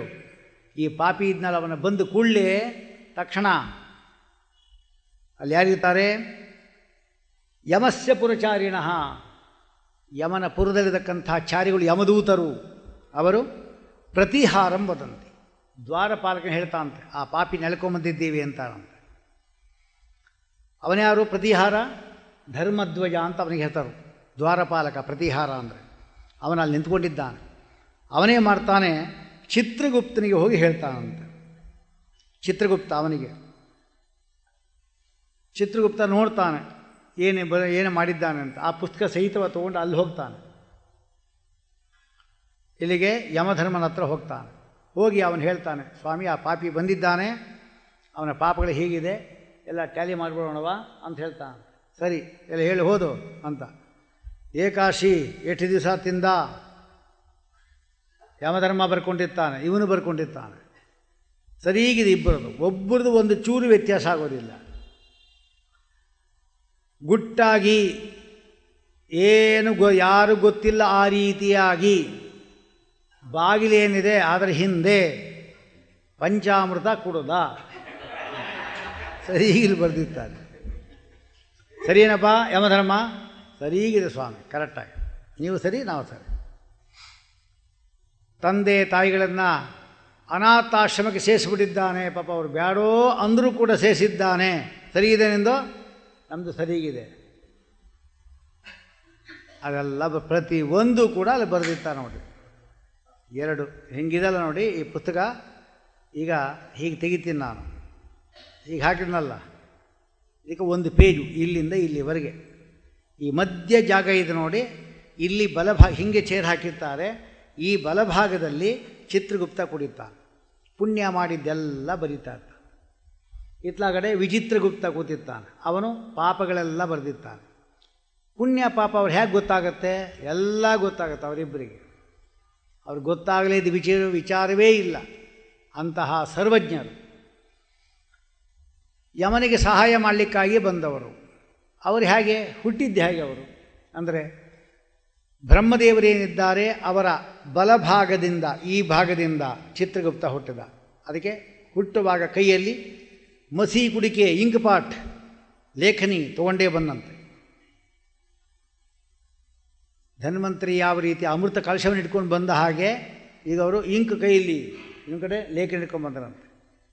ಇವನು ಎಡಭಾಗದಿಂದ ಹುಟ್ಟದ ವಿಚಿತ್ರಗುಪ್ತ, ನೀನು ಪಾಪವನ್ನು ಬರಿ, ಇವನು ಪುಣ್ಯವನ್ನು ಬರೀಲಿ ಅಂಥೇಳಿ ಇಬ್ಬರು ಕೂಡುತ್ತಾ. ಈ ಒಂದು ಪೇಜ್ ಇದಲ್ಲ, ಅದು 25,000 ಯೋಜನ ಒಂದು ಪೇಜ್. ಅಂದರೆ ಆಯಿತು, ಇಲ್ಲೆಲ್ಲ ಬರೀತಾ ಇರ್ತಾರೆ, ಇಲ್ಲೂ ಬರೀತಾ ಇರ್ತಾರೆ. ಇಲ್ಲೇನು ಮಾಡ್ದ? ಏನೋ ಒಂದು ಏಕಾಶಿ ಮಠದ ಗಲಾಟೆಯಲ್ಲಿ ಎರಡು ಏಕಾಶಿ ಇತ್ತು, ಒಂದು ಏಕಾಶಿ ಇತ್ತು, ಮರ್ತೇ ಹೋಯ್ತು ಅವನಿಗೆ. ಮರ್ತೋಯ್ತು ಅಂದರೆ ಏನು? ನಾಳೆ ಅಂದರು, ನಾಡಿದ್ದು ಅಂದರೆ ಈ ಸತಿ ಬೇಡ ಅಂತ ಬಿಟ್ಟೇ ಬಿಟ್ಟ. ಈ ಮಠ ಗಲಾಟೆಯಲ್ಲಿ ಏಕಾಶಿ ಹೊಟ್ಟೋಯ್ತು. ಇಲ್ಲಿ ಬಂತು ಬಿತ್ತಿಲ್ಲಿ ಏಕಾಶಿ ಊಟ ಮಾಡ್ದ. ನೀವು ಯಾವ ಮಠದ್ದು ಏನು ಮಾಡ್ತೀರೋ ಕಡೆಗೆ ನಿಮ್ಮ ಸಂದೇಹ ಬಂದರೆ ನೆಕ್ಸ್ಟ್ ಡೇ ಉಪವಾಸ ಮಾಡಿ ತ್ರಯೋದಶಿ ಪಾಲನೆ ಮಾಡಿಬಿಡಿ, ದ್ವಾದಶಿ ಉಪವಾಸ ಮಾಡಿಬಿಡಿ. ಸಂದೇಹ ಬಂದಾಗ ಇದು ಶ್ರೀಮದಾಚಾರ್ಯ ಹೇಳಿರ್ತಕ್ಕಂಥ ಮಾರ್ಗ. ಇದು ಬಹಳ ಪಂಡಿತರು ವಿವಾದಗ್ರಸ್ತರಾದಾಗ, ನಿಮಗೆ ಸಂಶಯ ಬಂದಾಗ ದ್ವಾದಶ್ಯಾಂತು ಉಪವಾಸ ತ್ರಯೋದಶ್ಯಾಂತು ಪಾರಣಂ. ಯಾಕೆಂದರೆ ಉಪವಾಸಕ್ಕೆ ಯಾವತ್ತೂ ಕೂಡ ದ್ವಾದಶಿಯಿಂದ ವಿದ್ದಾಗಿರಬೇಕು. ಆದ್ದರಿಂದ ದ್ವಾದಶಿ ಉಪವಾಸ ಮಾಡಿಬಿಟ್ರಿ ಅಂತ ಹೇಳಿದ್ರೆ ತ್ರಯೋದಶಿ ಪಾಲನೆ ಆಗುತ್ತೆ, ಸರಿ ಹೋಯ್ತು. ಅದು ಉಪವಾಸ ಆಗಲೇ ಇಲ್ಲ, ಪ್ರಾಯಶ್ಚಿತ್ತ ಮಾಡ್ಕೊಳ್ಳಿ, ಅದೂ ಮಾಡ್ಕೊಳ್ಳಿಲ್ಲ, ಸರಿ ಅಲ್ಲಿ ಬರೆದಿದ್ರು ಅವರು. ಹೇಗೆ? ಏಕಾದಶಿ ಊಟ ಅಂತ ಬರೋದು, ಪ್ರಾಯಶ್ಚಿತ್ತ ಕ್ವಶನ್ ಮಾರ್ಕ್ ಹಾಕಿದ್ರು. ಆಮೇಲೆ ಯಾರು ಕೇಳಿದ್ರು, ಹಿಂಗಾಗೋಯ್ತು ಸ್ವಾಮಿ, ಏನು ಮಾಡಲಿ? ಹಿಂಗೆ ಕೇಳ್ದ ಅವನು. ಅವ್ರು ಹೇಳಿದ್ರು, ಪ್ರಾಯಶ್ಚಿತ್ತ ಮಾಡ್ಕೊಂಬಿಡು, ಏನು ಮಾಡಲಿ ಸ್ವಾಮಿ ಅಂತ. ಈ ನಾಡ್ದು ಏಕಾದಶಿ ಬರುತ್ತೋ ಇಲ್ವೋ? ಹಾಗೇನು ಮಾಡಬೇಕು? ಏಕಾದಶಿ ಬಂದಾಗ ಈ ಒಂದು ಏಕಾದಶಿ ಮಾಡಬೇಕಾಗಿತ್ತಾನೆ, ಅದು ಮಾಡಿಬಿಡು. ದ್ವಾದಶಿಯೂ ಏಕಾದಶಿ ಮಾಡಿಬಿಡು, 2 ಏಕಾದಶಿ ಆಯ್ತಲ್ಲ, ಏನು ತೊಂದರೆ ಇಲ್ಲ ಅಂತ ಅವನು ಮಾಡಿಬಿಟ್ಟ ಅಂತ ಹೇಳಿದ್ರೆ ತಕ್ಷಣ ಇಲ್ಲಿತ್ತಲ್ಲ ಬರೆದಿದ್ರಲ್ಲ ಏಕಾದಶಿ ಊಟ ಅಂತ ಅಳಿಸಾಕ್ಬಿಡ್ತಾರೆ, ಅಷ್ಟು ಖಾಲಿಯಾಗೋಯ್ತು. ಹಾಗೆ ಇಲ್ಲಿ ಮಾಡಿರತಕ್ಕಂಥ ಪಾಪಕ್ಕೆ ಇಲ್ಲೇ ನೀವು ಪರಿಹಾರ ಕಂಡು ಹಿಡ್ಕೊಳ್ಳಿಲ್ಲ ಅಂದರೆ ಬಡ್ಡಿ ಸಹಿತವಾಗಿ ಜಾಸ್ತಿಯಾಗಿ ಹೆಚ್ಚು ದುಃಖ ಪಡಬೇಕಾಗತ್ತೆ. ಅದಕ್ಕೆ ಇಲ್ಲಿರತಕ್ಕಂಥ ಪಾಪಗಳಿಗೆ ಇಲ್ಲೇ ಪ್ರಾಯಶ್ಚಿತ್ತವನ್ನು ಮಾಡ್ಕೋಬೇಕು. ಎಲ್ಲ ಪ್ರಾಯಶ್ಚಿತ್ತ ಆದಮೇಲೂ ಕೂಡ ಇನ್ನೂ ಒಂದು ಪ್ರಾಯಶ್ಚಿತ್ತ ಇದೆ ಪೂರ್ಣ ಹೋಗಲಿಕ್ಕೆ. ಹರಿ ಸಂಸ್ಮರಣಂ ಪರಂ, ನಿರಂತರ ಪರಮಾತ್ಮ ಸ್ಮರಣೆ. ಸ್ವಾಮಿ ಆಗೋಗಿ ಈ ಶ್ರಾದ್ದದ್ದೇ ನೋಡಿ. ಈಗ ಯಾವ ಶ್ರಾದ್ದ? ಅವನು ಇವತ್ತು ಶ್ರಾದ್ದ ಇತ್ತು ಅಂತ ತಿಳ್ಕೊಳ್ಳೋಣ, ಮಾಡಬೇಕಾಗಿತ್ತು. ಆದರೆ ಏನೋ ಗಲಾಟೆ ಮರ್ತೇ ಹೋಯ್ತು, ಅವನಿಗೆ ಬಿಟ್ಟೇ ಬಿಟ್ಟ, ಪಕ್ಷ ಇಲ್ಲೇ ಇಲ್ಲ. ಮತ್ತು ಇವತ್ತು ಶ್ರಾದ್ದ ಕೂಡ ತಿಥಿನೂ ಇತ್ತು ಅಂತ ತಿಳ್ಕೊಳ್ಳೋಣ, ಅದು ಮರ್ತೋಯ್ತು. ತಕ್ಷಣ ಅವನಿಗೆ ನಾಳೆ ಯಾರಾದರೂ ಹೇಳಿದರೆ ಅಯ್ಯೋ ನಮ್ಮ ಅಪ್ಪಂದು ಇತ್ತಲ್ರಿ ಅಂತ ಅಂದ್ಕೊಂಡು ಈಗೇನು ಮಾಡ್ಬೇಕು ಹೇಳಿ ಅವನು? ಹಿಂಗಾದಾಗ ಏನು ಮಾಡಬೇಕು? ಈಗ ಇವತ್ತು ಮಾಡಬೇಕಾಗಿತ್ತು, ಊಟ ಮಾಡಿಬಿಟ್ಟ. ನಾಳೆ ಒಂದು 10 ಗಂಟೆ ಅಷ್ಟೊತ್ತಿಗೆ ಅವ್ನಿಗೆ ಗೊತ್ತಾಯಿತು ಏನೋ ಶ್ರಾದ್ದ ಮಾಡಬೇಕಾಗಿತ್ತು ಅಂತ ಗೊತ್ತಾಯಿತು. ಅಯ್ಯೋ ನಮ್ಮ ಅಪ್ಪಂದು ಇವತ್ತೇ ಇತ್ತಲ್ಲ, ಮತ್ತೆ ಹೋಯ್ತಲ್ಲ, ಏನು ಮಾಡಬೇಕೀಗ? ಇನ್ನು ಮುಂದೆ ಏನು ತಿನ್ಕೊಡ್ದು ಅವನು? ಇನ್ನೇನು ತಿನ್ಕೊಡ್ದು? ಉಪವಾಸ. ನೆಕ್ಸ್ಟ್ ಡೇ ನಾಡದ್ದು ಪೂರ್ಣ ಶ್ರಾದ್ದ ಮಾಡಿಬಿಡೋದು. ಇಲ್ಲಿ ಮೃತದಿ ತಪ್ಪಿದೆ ಏನು ತೊಂದರೆ ಇಲ್ಲ. ಇದೊಂದಾಯಿತು. ಅಕಸ್ಮಾತ್ ಈಗ ಗೊತ್ತಾಗಲೇ ಇಲ್ಲ ಅವನಿಗೆ, ಈ ವರ್ಷವೇ ಇಲ್ಲ. ಆ ಕೆಲವರು ಏನು ಮಾಡ್ತಾರೆ, ಈ ವರ್ಷ ಆಗಲಿಲ್ಲ ಅವನು ಅಂತ ಹೇಳಿದ್ರೆ ಈ ವರ್ಷ ಮಾಡಲಿಕ್ಕೆ ಬರೋದಿಲ್ಲ. ಇನ್ನು ಮುಂದಿನ ವರ್ಷ ಏನಿದೆ ಅವನು ಶ್ರಾದ್ದ ಮಾಡುವಾಗ ಪವಮಾನ ಸೂಕ್ತವಂದ ಹೋಮ ಮಾಡಿ ಪ್ರಾಯಶ್ಚಿತ್ತ ಮಾಡಿಕೊಂಡು ಆಮೇಲೆ ಮುಂದೆ ಮಾಡಬೇಕು ಅಂತ ಇನ್ನೊಬ್ಬರು ಹೇಳ್ತಾರೆ. ಯಾವುದನ್ನು ಅನುಸರಿಸಿ ಪರವಾಗಿಲ್ಲ. ಅಥವಾ ಇವತ್ತು ಗೊತ್ತಾಗಲಿಲ್ಲ ಅಂದರೆ ನಾಳೆನೂ ಗೊತ್ತಾಗಲಿಲ್ಲ ಅಂತ ಹೇಳಿದ್ರೆ ಆಮೇಲೆ ಯಾವತ್ತೂ ಗೊತ್ತಾಯಿತು, ಈ ತಿಂಗಳ ಕಡೆಯಲ್ಲಿ ಅಮಾವಾಸ್ಯೆ ಬರುತ್ತಲ್ಲ ಅವತ್ತಾದರೂ ಅಪ್ಪನ ಶ್ರಾದ್ದ ಮಾಡಿ ಅದು ಸರಿ ಹೋಗುತ್ತೆ. ಯಾವ ತಿಥಿ ನಿಮ್ಗೆ ಗೊತ್ತಿಲ್ಲ ಅಂದರೆ ಅಮಾವಾಸ್ಯ ಶ್ರಾದ್ದೇ ತಿಥಿ. ಅದು ಮಾಡಿ ಎಷ್ಟು ವ್ಯವಸ್ಥೆ ಮಾಡಿಕೊಂಡಿದ್ದ ಶಾಸ್ತ್ರ ನೋಡಿ, ಅಂತೂ ಬಿಡಬೇಡಿ ಶ್ರಾದ್ದವನ್ನು ಅಂತ ಹೇಳ್ತಾರೆ. ಚಿತ್ರಗುಪ್ತ ಅವನು ಬರೆದ, ವಿಚಿತ್ರಗುಪ್ತ ಇಬ್ಬರು ಬರೆದಿದ್ದಾರೆ. ಚಿತ್ರಗುಪ್ತೋಪಿ ಧರ್ಮರಾಜನು ನಿವೇದಿಯೇತ್, ನಾಸ್ತಿಕರು ಮಹಾಪಾಪರತರು ಯಥಾಯೋಗ್ಯವಾಗಿ ಧರ್ಮರಾಜ ತಿಳ್ಕೊಂಡಿದ್ದಾನಂತೆ. ಚಿತ್ರಗುಪ್ತನೂ ಅಷ್ಟೇ, ಎಲ್ಲ ಗೊತ್ತವನಿಗೆ. ಚಿತ್ರಗುಪ್ತನೂ ಕೂಡ ಸರ್ವಜ್ಞ, ಆದರೂ ಕೂಡ ಶ್ರವಣ ದೇವತೆಗಳನ್ನು ಕೇಳ್ತಾನಂತೆ. ಯಾರು ಶ್ರವಣ ದೇವತೆಗಳು ಅಂದರೆ ಬ್ರಹ್ಮದೇವರ ಮಾನಸಿಕ ಪುತ್ರರು, ಮನಸ್ಸಿನಿಂದ ಹುಟ್ಟಿದವರು ಅವರು. ಅವರೇನು ಮಾಡ್ತಾರೆ, ಶ್ರವಣಾಹ ಬ್ರಹ್ಮಣಪುತ್ರಾಹ ಸ್ವರ್ಭೂಪಾಲ ಪಾತಾಳಚಾರಿಣಃ, ಭೂಮಿಯಲ್ಲಿ, ಪಾತಾಳದಲ್ಲಿ, ಆಕಾಶದಲ್ಲಿ, ಸ್ವರ್ಗದಲ್ಲಿ ಸಂಚಾರ ಮಾಡೋರು 3 ಜನ. ದೂರಶ್ರವಣ, ಎಲ್ಲಿ ಯಾರು ಏನು ಮಾತಾಡ್ಕೊಂಡ್ರು ಗೊತ್ತಾಗತ್ತೆ. ದೂರದರ್ಶನ ಚಕ್ಷುಷಃ, ಎಲ್ಲೇ ಇರಲಿ ಪಾಪ ಮಾಡಿದವರು ಅವ್ರ ಕಣ್ಣು ಬೀಳುತ್ತೆ ನೋಡಿ, ಅಂಥ ಶಕ್ತಿ ಉಳ್ಳವರು. ಇಂಥವರೆಲ್ಲ ಶ್ರವಣ ದೇವತೆಗಳು ಬ್ರಹ್ಮದೇವರ ಪುತ್ರ ಆಗಿದ್ದು, ದೂರದಲ್ಲಿ ಇದ್ದನ್ನು, ದೂರದಲ್ಲಿರತಕ್ಕಂಥದ್ದನ್ನು ಶ್ರವಣ ಮಾಡ್ತಕ್ಕಂಥ ಶಕ್ತಿ ಕೂತಲ್ಲದೆ ನೋಡ್ತಾರಂತೆ.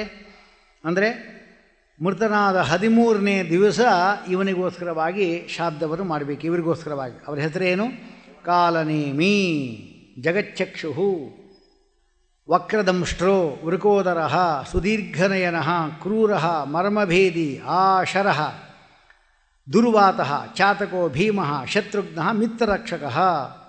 ಇವರಲ್ಲಿ 13 ಜನ. ಇವರಲ್ಲಿ ಕೃಷ್ಣ ಪರಮಾತ್ಮನ ಕೇಶವಾಯ ನಮಃ, ನಾರಾಯಣ ನಮಃ, ಮಾಧವಾಯ ನಮಃ ಅಂತ 12 ರೂಪಗಳು ಹೇಳಿ, ಒಂದು ರೂಪ ವಿಷ್ಣು ರೂಪ ಹೇಳಿಬಿಡ್ಬೇಕು. ಒಟ್ಟು 13. ಅದೇ 13ನೇ ದಿವಸ ಮಾಡೋ ಕಾರ್ಯಕ್ರಮ ಇದೇನೆ, ಇನ್ಯಾವುದೂ ಇರೋದಿಲ್ಲ ಅಲ್ಲಿ. ಶ್ರವಣ ದೇವತೆಗಳ ಆರಾಧನೆ ಉಡುಪಿಯವರು ಭದ್ರವಾಗಿ ಮಾಡ್ತಾರೆ ನೋಡ್ರಿ. 13 ಜನ ಬ್ರಾಹ್ಮಣರನ್ನು ಕೂಡಿಸ್ತಾರೆ, ಅವರ ಪತ್ನಿಯರು ಈ ಸಾಲಿನಲ್ಲಿ ಕೂಡಿಸ್ತಾರೆ. ಕೂಡಿಸಿ ಅವರು ಎಲ್ಲ ರೀತಿಯಾದ ಗೌರವವನ್ನು ಮಾಡಿ ಅಂತೂ ಬ್ರಾಹ್ಮಣ ಆರಾಧನೆ ಮಾಡ್ತಾರೆ. ಶ್ರವಣ ದೇವತೆ ಸಂತೋಷ ಪಡ್ತಾರೆ. ಇದು ಶ್ರವಣ ದೇವತೆಗಳು. ಹೆಂಡಂದಿರ್ತಾರೆ, ಅವರಲ್ಲೂ ಕೂಡ ಆವಾಹನೆ ಮಾಡಬೇಕು. ಕೇಶವಾದಿ ರೂಪಗಳ ಹೆಂಡಂದ್ರೆ ಯಾರು, ಯಾರಿಗೆ ಗೊತ್ತು?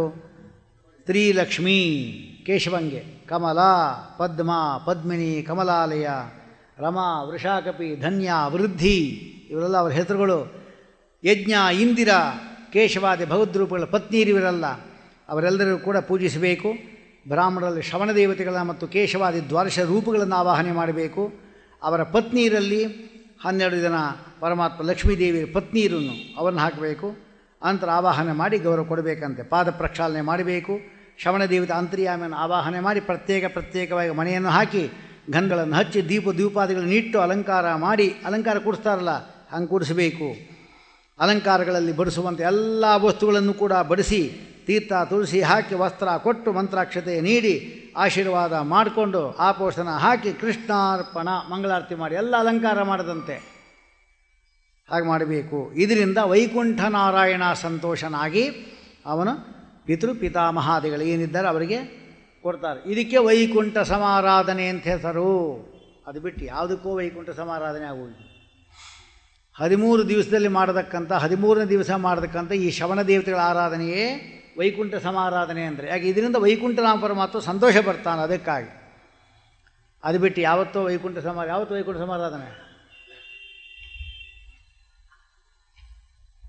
ಆ ಕರೀವ್ಯಾನ ಹೋಗ್ತಾ ಇರ್ತಾನೆ ನೋಡಿ, ವೈಕುಂಠ ಯಾತ್ರೆ ಅಂತ. ಅವನು ಕೇಳಬೇಕು, ಯಾವತ್ತಪ್ಪ ಕರ್ಕೊಂಡು ಹೋಗ್ತೀನಿ ನಿನ್ನ ಅಂತ. ಆಗ ಅವನು ಹೇಳ್ತಾನೆ. ಅಂತೂ ಹೀಗಾಗಿ ಪಾಪಿನಾಂ ಪಾಪಕರ್ಮಾಣಿ ಜ್ಞಾತ್ವಾತೆ ಸತ್ಯವಾದಿನಃ, ಎಲ್ಲ ಸತ್ಯವಂತರು. ಇವರೆಲ್ಲ ಇವರಿಬ್ಬರು ಯಾಕೆ ಸುಳ್ಳು ಹೇಳಬಾರ್ದು? ಯಮಧರ್ಮ ಮತ್ತು ಶ್ರವಣ ದೇವತೆಗಳು ಮತ್ತು ಚಿತ್ರಗುಪ್ತ ಯಾಕೆ ಸುಳ್ಳು ಹೇಳಬಾರ್ದು? ಅವರು ಬಿಡಿ, ಪರವಾಗಿಲ್ಲ. ಇನ್ನೂ 13 ಜನ ಬೇರೆಯವರು ಇಟ್ಟಿದ್ದೀವಿ ಅಂತಾರೆ. ಆದಿತ್ಯ ಚಂದ್ರವು, ಸೂರ್ಯ ಮತ್ತು ಚಂದ್ರ ನೀವು ಮಾಡಿರೋ ಪಾಪ ಎಲ್ಲ ಗುರ್ತಿಟ್ಕೊಂಡಿದ್ದಾನೆ. ಅನಿಲೋ ಅನಲಶ್ಚ, ಅಗ್ನಿ ಮತ್ತು ಗಾಳಿ. ದ್ಯವು ಭೂಮಿರಾಪಹ, ನೀರು, ಭೂಮಿ, ಆಕಾಶ, ಇದೆಲ್ಲ ಇದ್ದೇ ಇದಲ್ಲ. ಹೃದಯಂ ಯಮಶ್ಚ, ಯಮನಿಗೆ ಗೊತ್ತು, ಹೃದಯ ನಮ್ಗೆ ಗೊತ್ತು, ನಾವು ಪಾಪ ಮಾಡಿದ್ದು. ಅಹಶ್ಚ ರಾತ್ರೀಚ, ಹಗಲು ರಾತ್ರಿ ಆ ಅಭಿಮಾನಿ ದೇವತೆಗಳು. ಉಭೇಚ ಸಂಧ್ಯೆ, ಪ್ರಾತಃ ಕಾಲದ ಸಂಧ್ಯೆ, ಸಾಯಂಕಾಲದ ಸಂಧ್ಯೆ. ಧರ್ಮಶ್ಚ ಜಾನಾತಿ ನರಸ್ಯ ವೃತ್ತಂ, 13 ಜನ ಸಾಕ್ಷಿಗಳವರು. ನಾವು ಮಾಡಿರತಕ್ಕಂಥ ಅಷ್ಟು ಕರ್ಮಗಳನ್ನು ಕೂಡ ಎಲ್ಲ ವಿಚಾರ ಮಾಡಿರ್ತಾರೆ. ಆ ವಿಚಾರ ತಕ್ಕಂತೆ ಎಲ್ಲ ಬರ್ಕೊಂಡಿರ್ತಾರೆ. ಮೊದಲು ಶ್ರವಣ ದೇವತೆಗಳು ಬಂದು ಹೇಳ್ತಾರೆ, ಚಿತ್ರಗುಪ್ತ ಟ್ಯಾಲಿ ಮಾಡ್ಕೊತಾನೆ, ತಾಳೆ ನೋಡೋದು. ಅದಾದಮೇಲೆ ಯಮಧರ್ಮನಾಯ್ತು ಹೋಗ್ತಾನೆ, ಅವನು ಟ್ಯಾಲಿ ಮಾಡ್ತಾನೆ. ಆಮೇಲೆ ಈ ಪಾಪಿ ತಕ್ಕಂತೆ ಶಿಕ್ಷೆ ಇಂಥದ್ದು ಕೊಡು ಅಂತ ಅವನ ಆದೇಶ ಕೊಡ್ತಾನೆ. ಆ ಶಿಕ್ಷೆ ಎಂಬತಕ್ಕಂಥದ್ದು ಬರುತ್ತೆ ಅಂತ ಹೇಳ್ತಾ ಇದ್ದಾರೆ. ಇಲ್ಲಿಗೆ ಇವತ್ತಿಂದು ಮುಗಿಯಿತು. ನಾಳೆ ಸರಿಯಾಗಿ 7 ಗಂಟೆ ಬರ್ತಾಯಿದೆ.